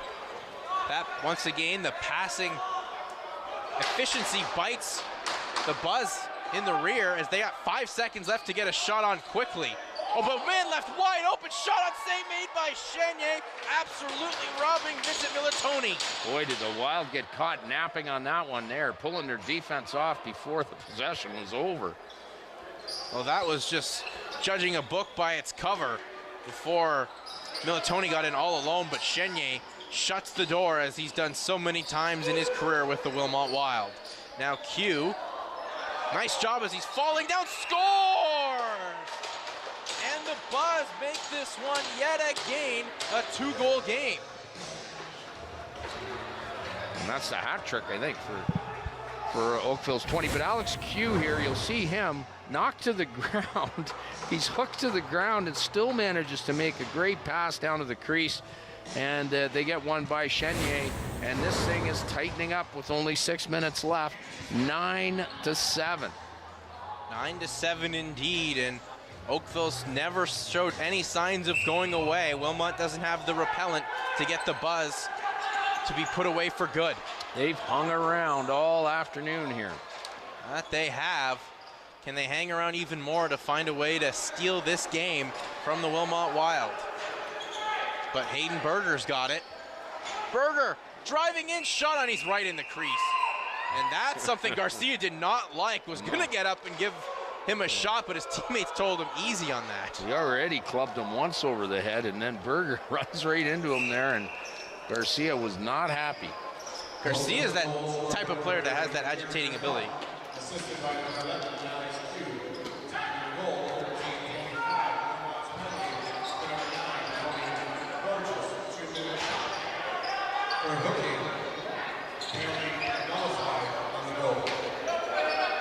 we had a penalty as well called, but nullified on that goal. And here come the Buzz looking for that extra step. One more to get it within one. Here's Stone coming in, but the shot clock expires just as Stone got the shot off. Good defense by the Wild. They're going to need more of that in the last 5 minutes here. That they are. They need to have a couple more solid defensive stands, and we're approaching about 5:30 left to go in this lacrosse game. There's Wyman putting on the brakes, kicks that one off for Fenora, then he makes the pass out for Nagy. Can Nagy do something with it? Nagy trying to streak in, but all the Oakville defense gobble him up, and he turns the ball over. Fantastic defense by Oakville, not giving the Wild anything here, trying to get back in this game. Trying to get back in it, that they are. They've been trying, Oakville's been behind the 8 ball all game long, but with 4:50 to go, can they make this a 1-goal game and let alone have enough left to maybe steal it? We don't know. There's a penalty coming up to Wilmot. What a golden opportunity for Oakville now, as Randy Borghese is going to get a penalty for hooking or holding. It's going to be holding, and now Oakville on the power play here with a great opportunity to make this a 1-goal game. Well, there's Randy Borghese let his emotions get the best of him late in this one, and what a golden opportunity, as you said, Doc, for the Buzz. So they set this around. Militoni now gets it again off for Travassos. Shot comes there from Q. Easy save made by Chenier. Just puts up the pads and cuts down any angle. Q just can't buy a goal in this one. It's been a solid coup for the Wilmot Wild to shut down Q. A coup on Q. And good penalty kill here for Wilmot by Colton Bess. Doing a terrific job trying to kill this penalty. They're down to a minute 18 now. Bess is down. And the whistle has not gone, so Oakville moves down to go 4-on-3. And Oakville will do that. And then this is, talking about an even better opportunity, but everyone set up here for the 5-on-4 advantage that the Buzz do have. Sent back for Q. Shot comes on, save made by Chenier. This is going to be an important kill for the Wild here. They got to get it over that white line. Now they want to hang on to it for 30 seconds. And Berger will just get it to come right back to him. Radburn shot, score, shorthanded goal for Kent Radburn. And it's now once again a 3-goal lead for Wilmot, up 10-7. Yeah, we didn't mention Kent Radborn. Watch as we see in the replay. A great pass by Hayden Berger. Finds Radborn shorthanded, cutting to the middle. Oakville sleeping a little bit. That's Radborn's first goal of the game. And Radborn, of course, is the leading scorer for the Wild. And so both him and Q, both leading scorers, had not scored up until that point. And that no bigger time to get that goal, Jason, to give the Wild a 3-goal cushion here. That's just some great vision from Hayden Berger, seeing Radburn come in on the floor and feed it to him quickly in transition with a head of steam, and absolutely made no mistake about it. And that's a backbreaker for Oakville. Have 19 seconds still left on a power play to give up a shorthanded goal, just under 3 minutes to go in the game. That could be the ultimate backbreaker. Yeah, it's still not over yet. If Oakville could get a power play goal here in the last 18 seconds, well, they're not running the clock. If they don't run the clock, Oakville's going to have a heck of a time back into this. That's going to help Oakville a lot with clock error. That power play could have been just about over now, but we're approaching 6 seconds on it. Movement of the ball is very nice. Q couldn't get the pass in on the man he wanted, who was all alone, and there's another missed opportunity for the Buzz. A lot of drop passes today. And they try to find Tyler Vrudis do the Wilmot Wild, and now it'll come to Vrudis off the hop, and there's Radburn to get two in a matter of seconds. It's now 11-7 for the Wild. Well, this one isn't short-handed, but it comes after some good work on a loose ball by Tyler Vrudis. I thought he was a little lucky he didn't get a minor interference here as the ball was loose, and he cross-checked the Oakville player, then made a great cross-crease pass to Radborn, and I would say that the Wild are putting the nail in the coffin now. Yeah, 4 goals with 2:25 left to go. That could be a little tough for the Buzz to get back into this one. Started out this third period really well, but just all in all, good defense from the Wild made it more difficult. And now when they get their offense going, they score in those spurts, and that makes it really difficult for not just Oakland, but any team to play Wilmot when those things happen. Shot comes up, goes up high from Q, and you can just see the dejected look on Q's face. He knows he's had a miserable afternoon. Yeah, body posture and gestures show it right there. He's certainly dejected. Blanked on the scoreboard by the Wild so far this afternoon. And that's just some good coaching, good scouting report, knowing who we got to shut down, and your defense lives up to it and then some. In the cross, those guys can always find a way to make something happen. And trying to still make something happen here are the Wilmot Wild. Get it up for Jerminski. Jerminski going in, trying to go on the near side, but good body presence there from Garcia. Jerminski really wants a hat trick, but probably shooting from that bad of an angle isn't the way to get it. I think the rest of his teammates also want to get him the hat trick. They've tried to feed him some balls that you normally wouldn't try to make a pass off, but that shows the camaraderie as well in this team, that it's for team, not just for individual. And there's another bad pass for Oakville.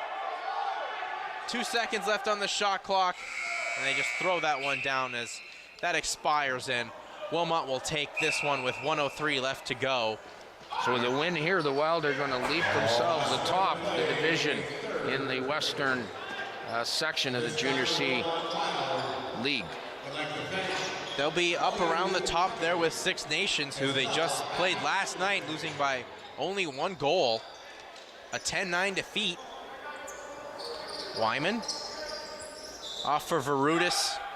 And if anything, Wilmot's just playing keep away to ensure their victory. And there was a dangerous shot that almost found its way in, I think, from Wyman. Good pressure from Nagy. Nice job to break free. Are the Buzz. Shot coming on. Nice job by McDonald. And he did all that individually, but couldn't be rewarded with a goal. He deserved one, but Chenier's been oh so impressive. And they'll just sit on this. Will the Wilmot Wild. Travis Weber's got it, and the clock will expire, and the Wilmot Wild will pick up a big victory here at the Wilmot Rec Complex, an 11-7 victory over the very game Oakville Buzz, Doc. Yeah, a great Mother's Day gift for all the players on the Wild to their mothers. An 11-7 win, and they jump to the top of the Western Division. That they do, and so your final here is Wilmot Wild 11, Oakville Buzz 7. We'll take a quick break and wrap this one up from you from Wilmot.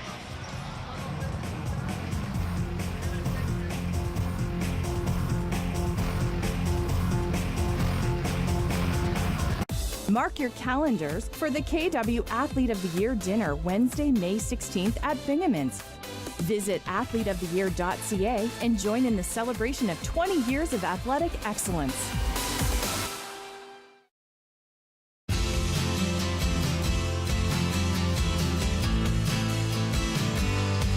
Good morning, wife. I just can't believe this was my life, that I get to live with you. I made a vow to love you faithfully, forsaking all others, Did you sleep with her? to comfort you in times of need, and to keep you safe. How the hell are you, Anna? For as long as we both shall live.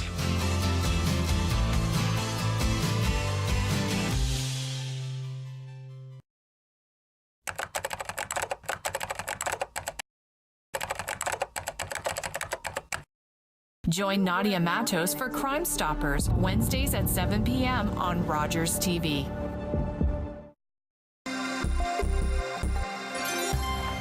A properly fitting life jacket or personal flotation device will keep the wearer afloat. Adult flotation devices are fitted by chest size. When fastened properly and lifted, the PFD should not be able to be pulled up past the wearer's nose and ears. With inflatable PFDs, it is a one-size-fits-most. When worn, it is best to leave the straps a little loose, so there's some room if the jacket needs to be inflated.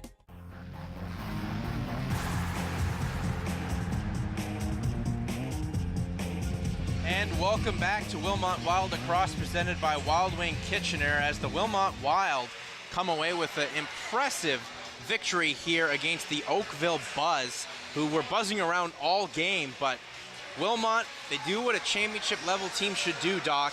They found ways to get a win. They got the defense going, and their offense poured it on late to secure the victory. Yeah, their power play, they got as many shorthanded goals as they did on the power play. Power play was not going, but they found other ways to get the job done.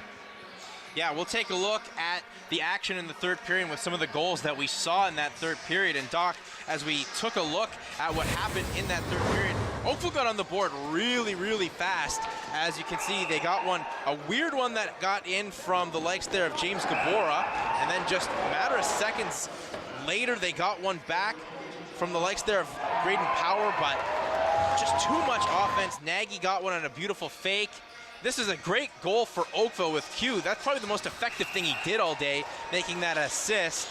And with that, though, it was just a little bit too little too late for Oakville. There's Radbourne getting his first of the game, the shorthanded goal, and then just about a few seconds later, after a weird bounce, Verutis got it, and he found Radbourne again to seal the game for the Wilmot Wild, and Wilmot comes away with an impressive victory. And as you said, Doc, back up in the top of the standings here, the Western Division.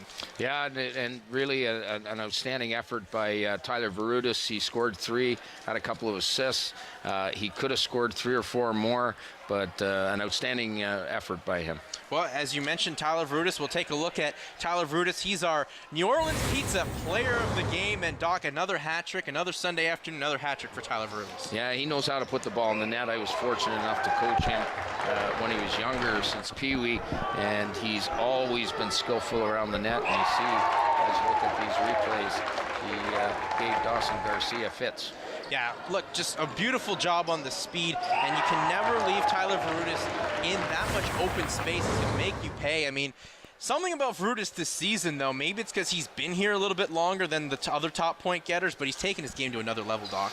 Yeah, and he's he's a big right-hander for them to score some points this year, and he knows how. He's doing a few swim moves this year. He's got a few new moves, but having a great season so far. Yeah, he really is, and so are the Wilmot Wild. Only one blemish on the season, but another Sunday afternoon for the Wilmot Wild here on Rogers TV, and they come away with a big 11-7 victory. So, for my broadcast partner, Steve Doc McGregor, I'm Jason Hagcomb. Thanks for watching, and we'll see you in a few weeks for more Wilmot Wild lacrosse here on Rogers TV, and happy Mother's Day.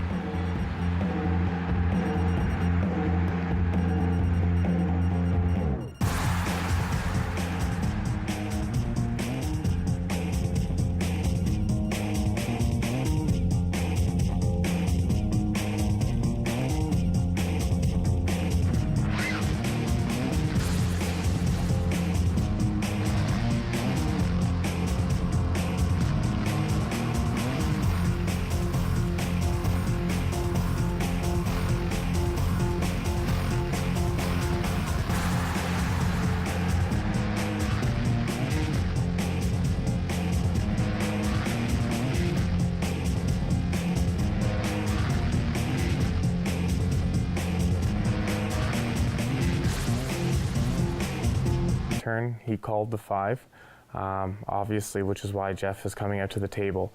But this is not a very easy rack at all.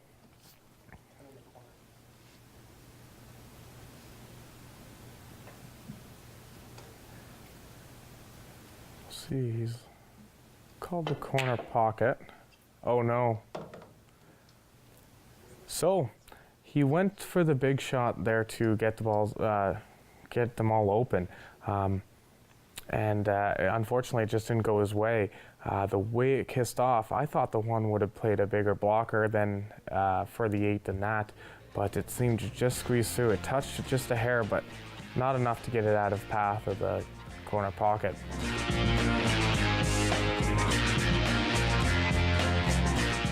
Just 5 minutes into the frame and the match ends on a fluke scratch. So Hamid and Naeem are your winners with a 3-1 series victory. Don't go anywhere. We'll hear from the players right after this.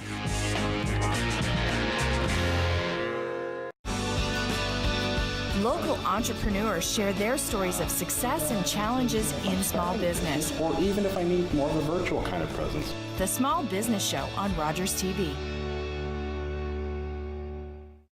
Send them home! Get rid of them! Gentlemen, please. And so, this organ, which I regret I cannot name, because of the presence of these members of the weaker sex, who, although they are married, could not possibly endure... Get them out. Patience, Ginny. Patience. Get them out! Dr. McFarland! Mrs. Trout. There's no place for women in a medical school. Yeah. Get them out! If you do not bring this classroom under control, I am going to repeat every word of this disgusting lecture to your charming wife. My friend Jenny Trout was not the only woman to face this kind of thing in medical school. But she would become the first woman licensed to practice medicine in Canada. Mark your calendars for the KW Athlete of the Year dinner Wednesday, May 16th at Bingaman's. Visit athleteoftheyear.ca and join in the celebration of 20 years of athletic excellence.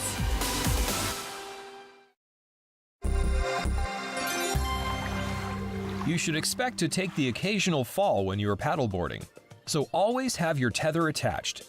If you lose your balance, aim for the side so that you fall into the water. To get back on your board from the side, pull yourself aboard while remaining in the prone position.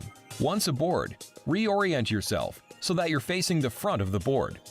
Then, using your paddle to brace yourself, get up to your knees and then stand.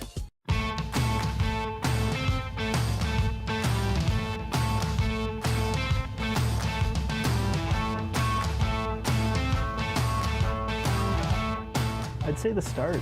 It was going really, really well. Like, it's nice and upbeat. We ended up winning the first match as well. Like, it kept us nice and positive. And then that turning point when we were up to their 1, it was like, we could potentially end it right here. Yeah, for me it was that the second match we played. In the second half of that, where it got down to the wire, where we were both playing for the 8 ball, that was really suspenseful. I was just sitting there, kind of the edge of my seat, you know, waiting to play, and I was so glad Hamid got it in, because I was nervous about picking the next shot. It's a lot of pressure. We'd miss, and then we'd be like, oh, well, it's done there. Yeah. Let's put the cue back and ready to rack, and then they'd miss, and you'd be like, how?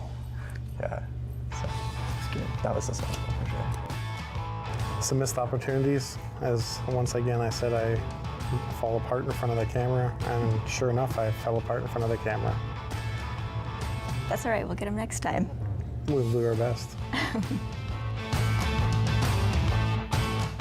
Well, we're really used to the rules that we created when we first started playing a long, long time ago. We started to adapt the official rules as it went on, but there's a few rules that we kept forgetting, or to that nature. Like, we have to hit a rail after contact, not just have to hit a rail in general during your shot.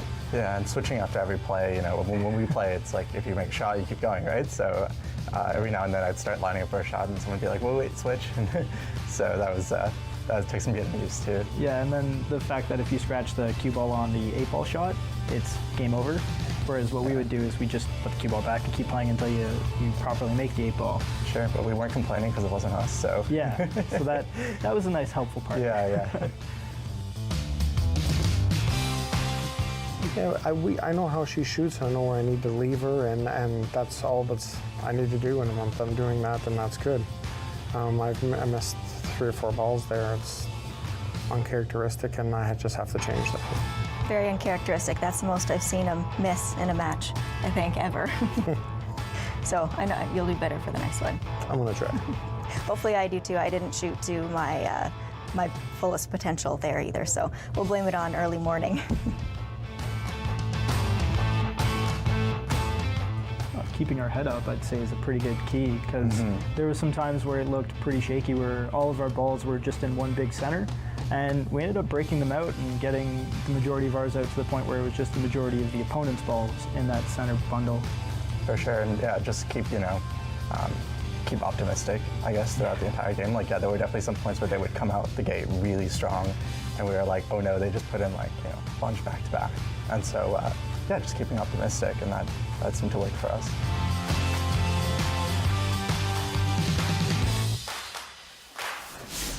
And that's it for this week on Ringers vs. Regulars. I've been your host, Justin Fota. Thanks for watching.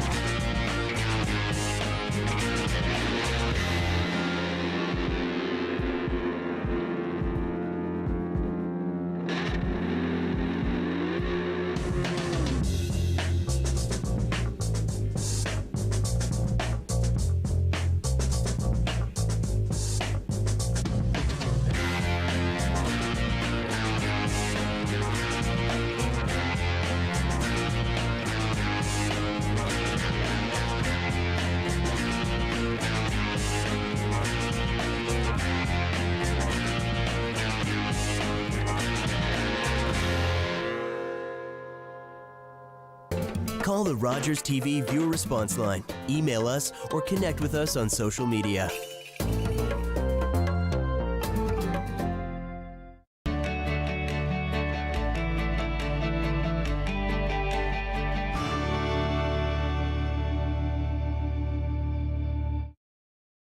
TV Bingo is a really simple show. Obviously, 5 different games of bingo. And we are off. And of course, it's a major fundraiser for us, the Lions Club. And the monies for that bingo stay within the community the cards are purchased. So we do wonderful things with the profits from that particular bingo. We have at least 5 winners every week, and we give away $3,000 every week. Sweet Occasions is a TV show that is meant to inspire. It's a little thicker batter. And I'm here with Sweet Occasions to take the intimidation out of baking and really simplify and help people to, get their feet wet. I'm not afraid to make a mistake when I'm baking or have flour, proof out of the mixer when I'm baking. Baking is meant to be fun and to be enjoyed.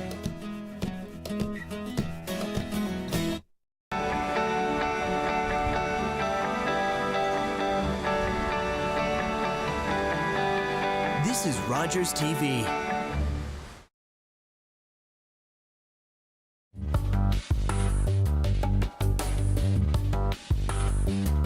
Every mural has a community message, and now we're giving them a reason to kind of come together, talk about, what this is all about.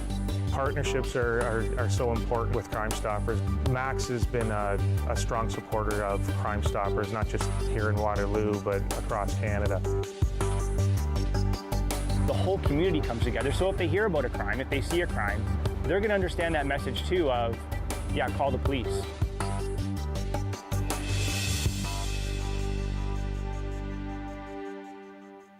Inspiration can come in the most unlikely of places. I'm Nadia Matos. A few years ago, Mac's convenience store, now known as Circle K, were struggling to find a solution for the high incident of robberies at one of their Thunder Bay locations. That particular store had been hit over 30 times in the span of just 2 years. It seems the inspiration and the key to reducing crime started with a spray can.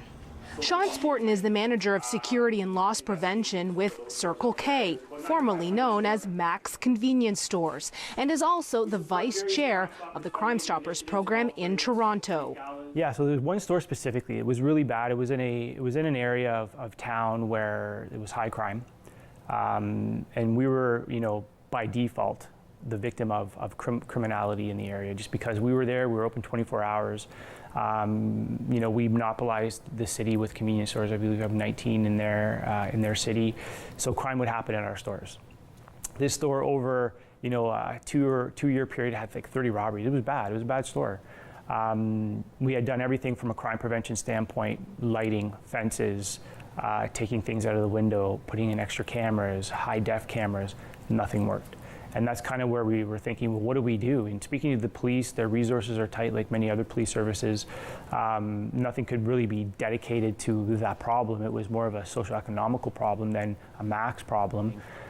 So we created an idea of if we put a community street art mural on the store, engage the community, the police, Crime Stoppers, City Council, all those stakeholders, brought them all together, and we did a mural at that store that the community wanted. And what did they want on the mural of, city, and what was significant to the city of Thunder Bay, what would happen. And we did that in May of 2012, and we haven't had an incident at that store since. So we've kind of taken that and taken it right across Ontario, if you will. And soon after, we were kind of discovered from Harvard University, and now they're funding the program. So they've taken an interest. Why?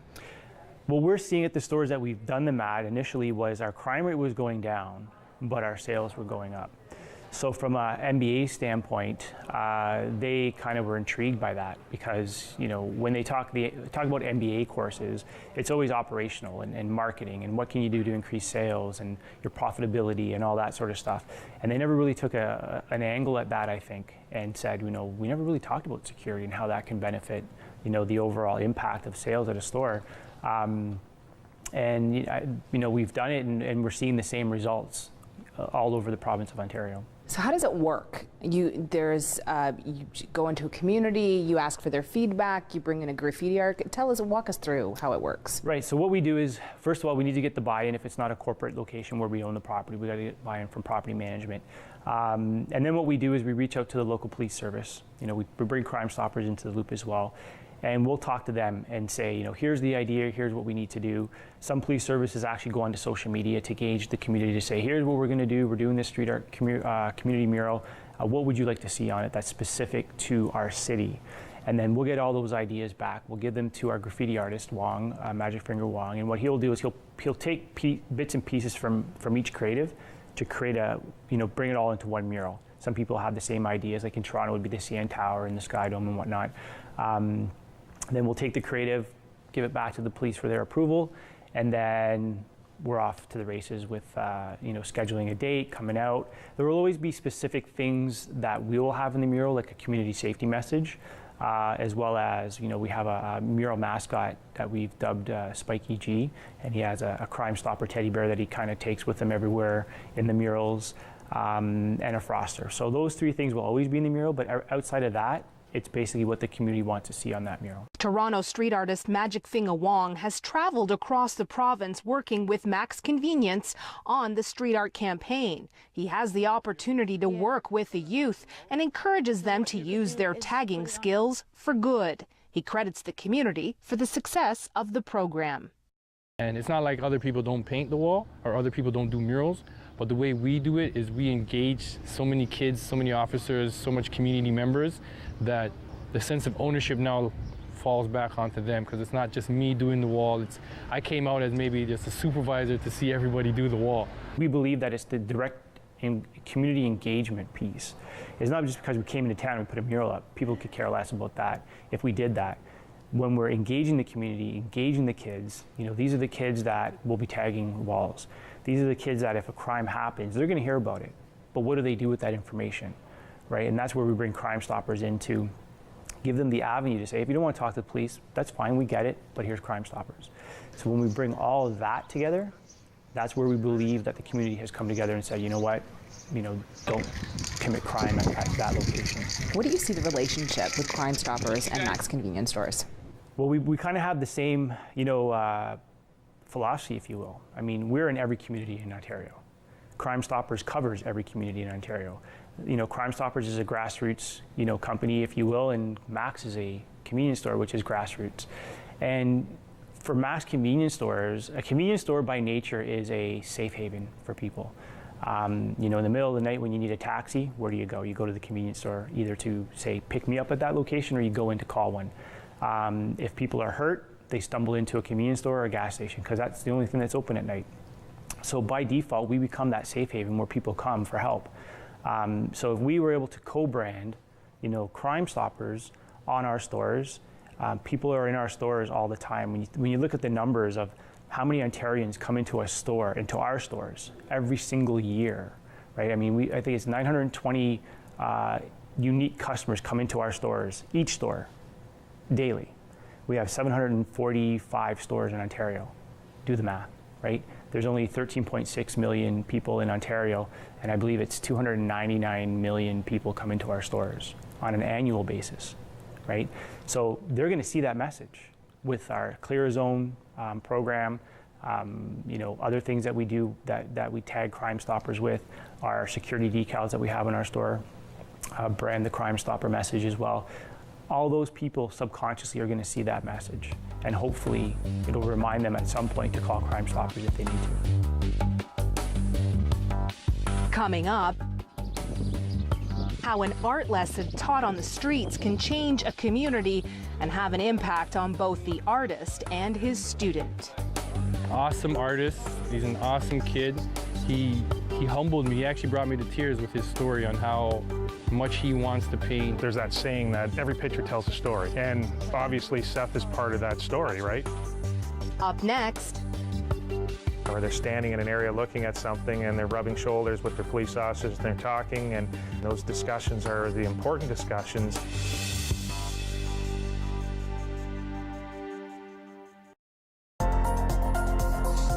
The following program is brought to you by Rogers Anyplace TV. Enjoy exclusive content for free. Visit RogersAnyplaceTV.com.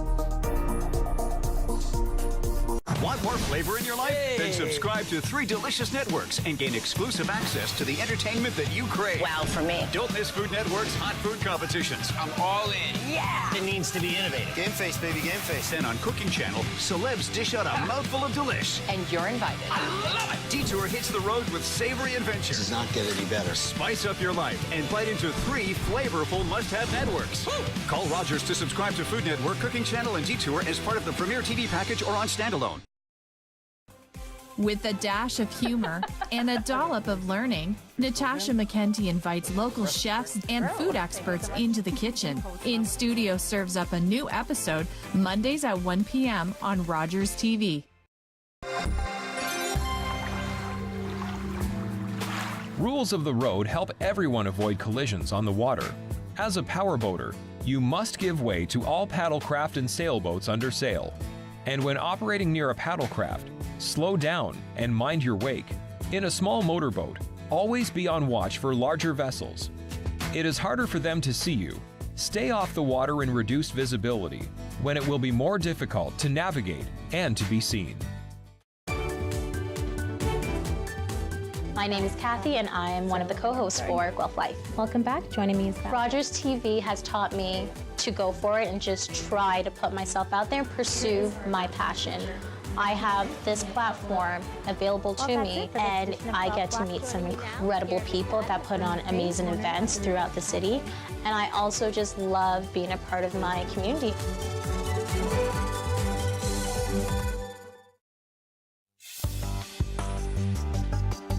The mural in itself is something that we've done over the last number of years as a way to bridge the gap between the police, the youth, and the community, and us being part of the community. But I know what a difference it made for one kid, Seth, in the program.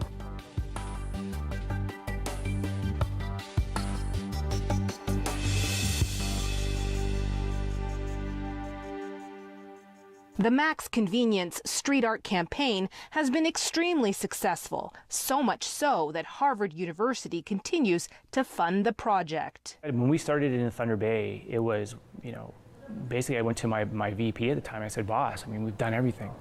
We've spent $5,000 on this, we put cameras in, that's all cost, right?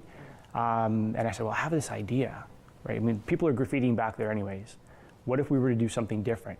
Looked into the cost, cost a few $1,000s to do it. At the end of the day, if it didn't work, okay, then we go back and we paint it all back to what it was. So yeah, it's surprising how it took off. It's a little bit shocking of how it's accepted. Very grateful to Harvard to fund it, to increase their study, because there's no way that I would have been able to have received the permission and the funding and the overhead to go and do those, maybe one a year. So, thanks to Harvard, we're able to kind of get that out there, and we're seeing the positive effects at our stores. Circle K, formerly known as Max Convenience, has been a longtime supporter of Crime Stoppers program and is always creating initiatives to promote community safety. And we've been very fortunate to take part in a number of initiatives with them. We do have the Operation Heat and Operation Freeze campaign, which is a positive ticketing campaign that Max offers. And the premise behind that is, again, it's engaging the police officers with the youth in the community. So the positive ticketing, the officers are given coupons, and when they observe our younger generation doing good deeds, they're able to go up to them and approach them and give them a positive ticket. So from that, the kids either they can get a hot chocolate or they get a free Froster. So they enjoy it. The kids really like it. But again, it's another way of just opening the door to have a dialogue where kids can just talk to police officers, be themselves, and be rewarded for good behavior. I think sometimes you look at our children and we don't praise them enough sometimes. I think sometimes they always hear the negatives, and it's nice to be able to give them a positive, it's a positive coupon. It's a Froster, but as a kid, I'd love to get a Froster for doing something good. So it's been it's been a really good program. And it's been great that Max is very supportive. And again, it creates that partnership between the police and the community and the Crime Stopper program. And we need all three for the Crime Stopper program to work well. And that just enhances our profile within the community. It also helps our police service members with, those community connections. And again, it brings something positive to our community. Waterloo Regional Crime Stoppers hosted the 2017 Ontario Association of Crime Stoppers Conference. As a kickoff to the 4-day training conference, Max Convenience unveiled a street art mural at the Activa Avenue location in Kitchener. The interesting part was really watching the community engagement. Besides the engagement with the kids, it was seeing how the neighborhood residents would slowly come out of their house, and they'd walk by and they'd kind of look what's going on. They weren't sure what was happening, and that's day one, but day two, now they're walking by and they start talking and they're having engagement with the artist. They're talking to Sean from Max about what's happening, and that continued throughout the whole week. You have the community members that may not have spoken to the police before because they've had no reason to speak to them, but now they're standing in an area looking at something and they're rubbing shoulders with their police officers and they're talking, and that just leads again to engagement, but also getting to know what's happening in the community. And those discussions are the important discussions that again helps protect our community, and it helps with the crime prevention, and it brings up our profile as Crime Stoppers and what we do, and it again answers those questions. If I want to call, but I don't really want to call the police because I don't want to give my name, now they know that they can call Crime Stoppers. They know they can remain anonymous, but that information that they had will go to the police, and they just know that they're doing the right thing, but now they don't have to worry about someone knowing that they were the one that told on them or gave the information up. So that program really helps that. You need the media, you need the police, you need the community for crime prevention, and that's how our program works. Students from 2 area public schools, along with Lang's 7th inning program, were invited to tag the wall. A student by the name of Seth made a special connection with the street artist Magic Finger Wong. He was quickly recognized as very gifted artistically, and that he probably used a spray can before. But it was a great opportunity for him to engage with the artist, and for something that was supposed to be a one-time thing for him to come down for 1 hour and spray paint and then come back to see the launch of the mural that was created, he ended up coming back every day to work with the artist, and he was invited back by the artist to do this. And so he was driven to Cambridge, from Cambridge to Kitchener every day after school, and he turned out to have a pretty good part of the mural where he was given certain areas by the artist to paint, and he did a great job. And it's one of those success stories when you look at it.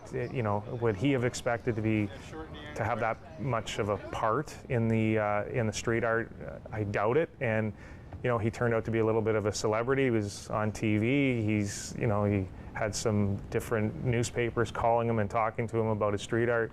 So again, that engagement it worked out, and it was a nice wrap up of the program to see that happen. So we have a great partnership with Crime Stoppers, and one of the most recent initiatives is we connected a kid from 7th inning to the Max Malk initiative. But I know what a difference it made for one kid, Seth, in the program. And I think if we can do more partnership work with Crime Stoppers like that locally, but every Crime Stoppers organization should connect to communities to create initiatives like that, because that's what's going to make the difference. Still ahead, a Toronto street artist leaves his mark on Kitchener in a permanent way. This is my first time here in Kitchener, and the moment I came here, I got so much hospitality, so much love, and everybody enjoyed it. Magic Finger Wong passes his spray can torch to a local protege. Your graffiti name, what's your graffiti name? Lil Finger. Lil Finger, right? And the community comes together for the big reveal.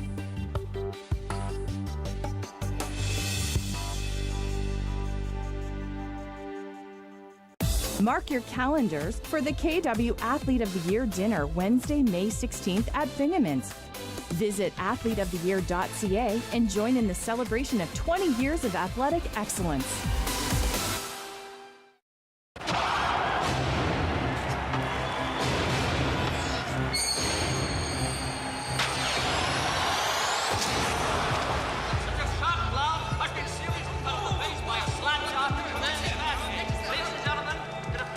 go.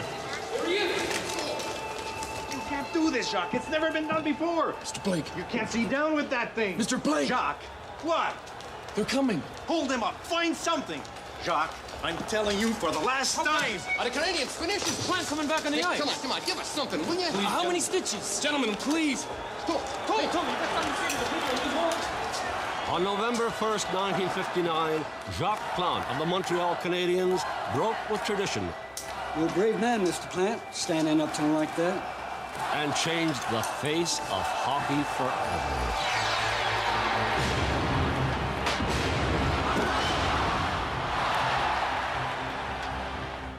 Hundreds of officers from services across the province gather to honor the 266 fallen officers whose names are engraved on the Wall of Remembrance. Watch the Ontario Police Memorial Foundation Ceremony of Remembrance on Rogers TV. My name is Terry. I'm a Rogers TV volunteer. When I retired, I wanted something to do, something that was interesting. I've always enjoyed broadcasting, audio work, so Rogers was a natural fit. It's fun, it's interesting, and it sure puts in the hours.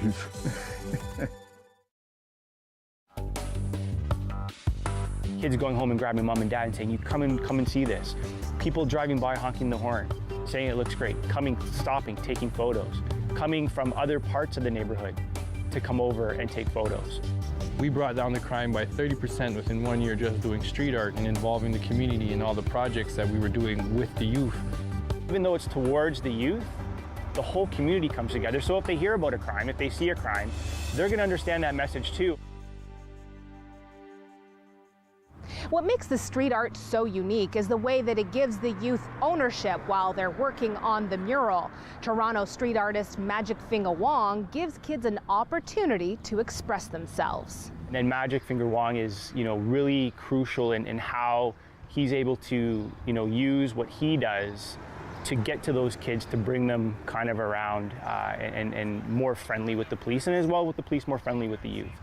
So over the last couple of days, since Monday, we've developed, the mural, and thanks to the Waterloo Regional Police, who kind of engage the community through social media to find out what they want to see on the mural, and that's, part of the crucial impact of doing the mural is it's very specific to Kitchener.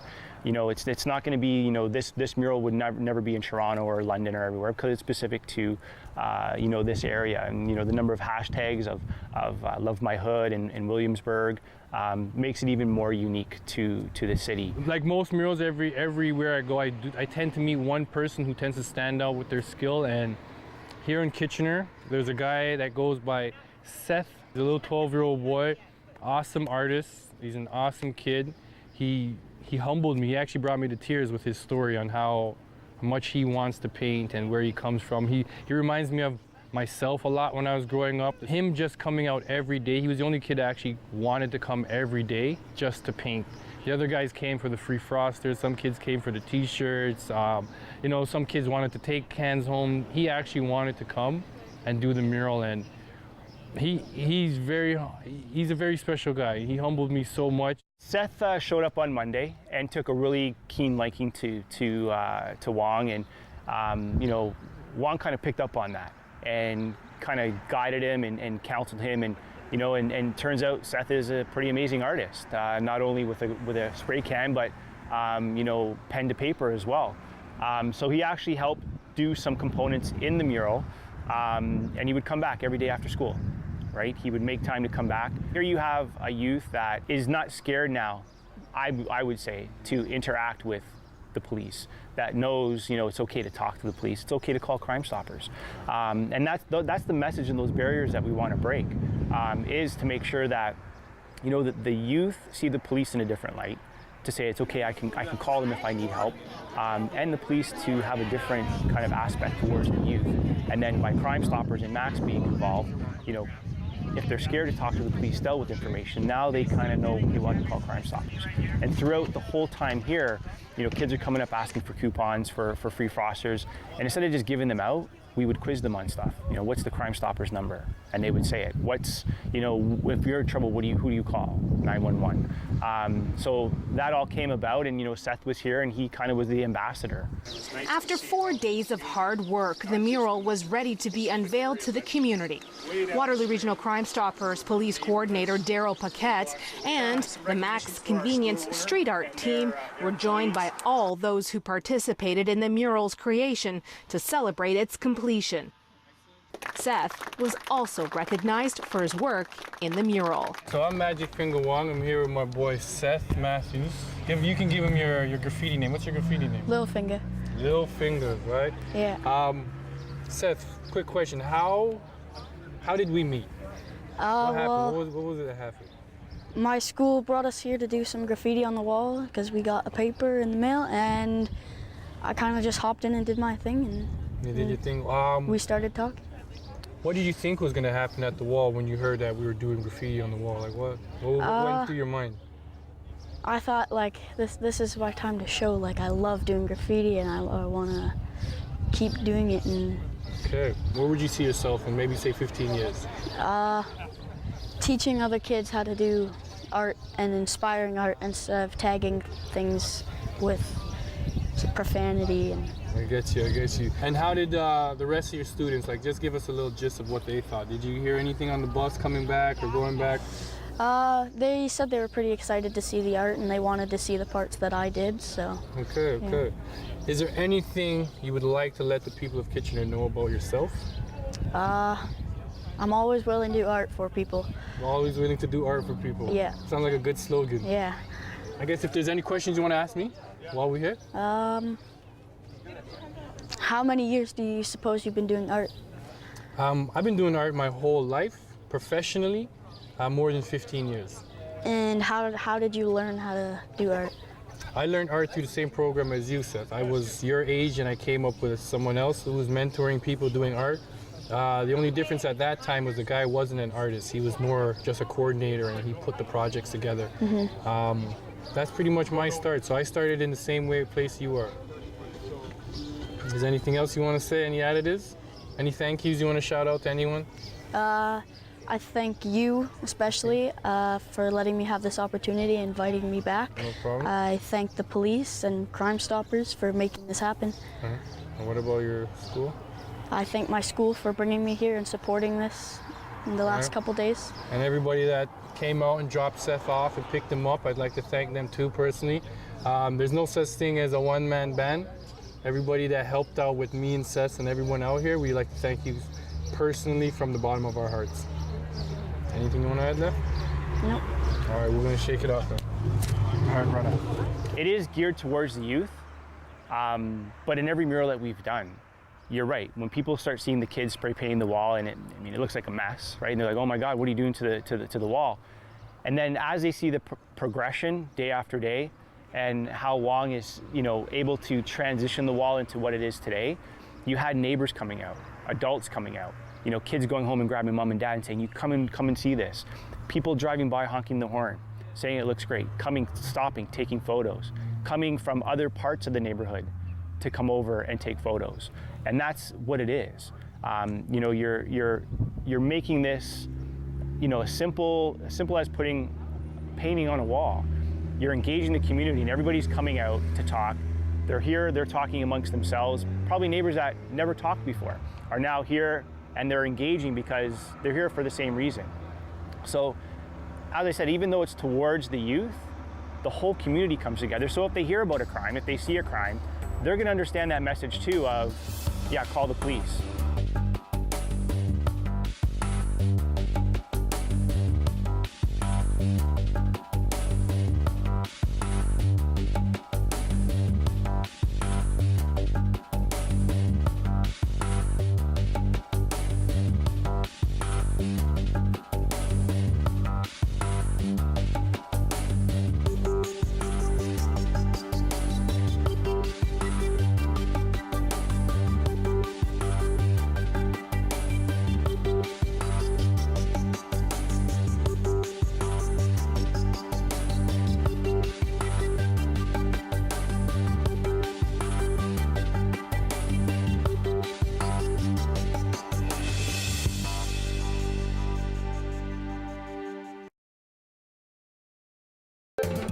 Call the Rogers TV viewer response line, email us, or connect with us on social media.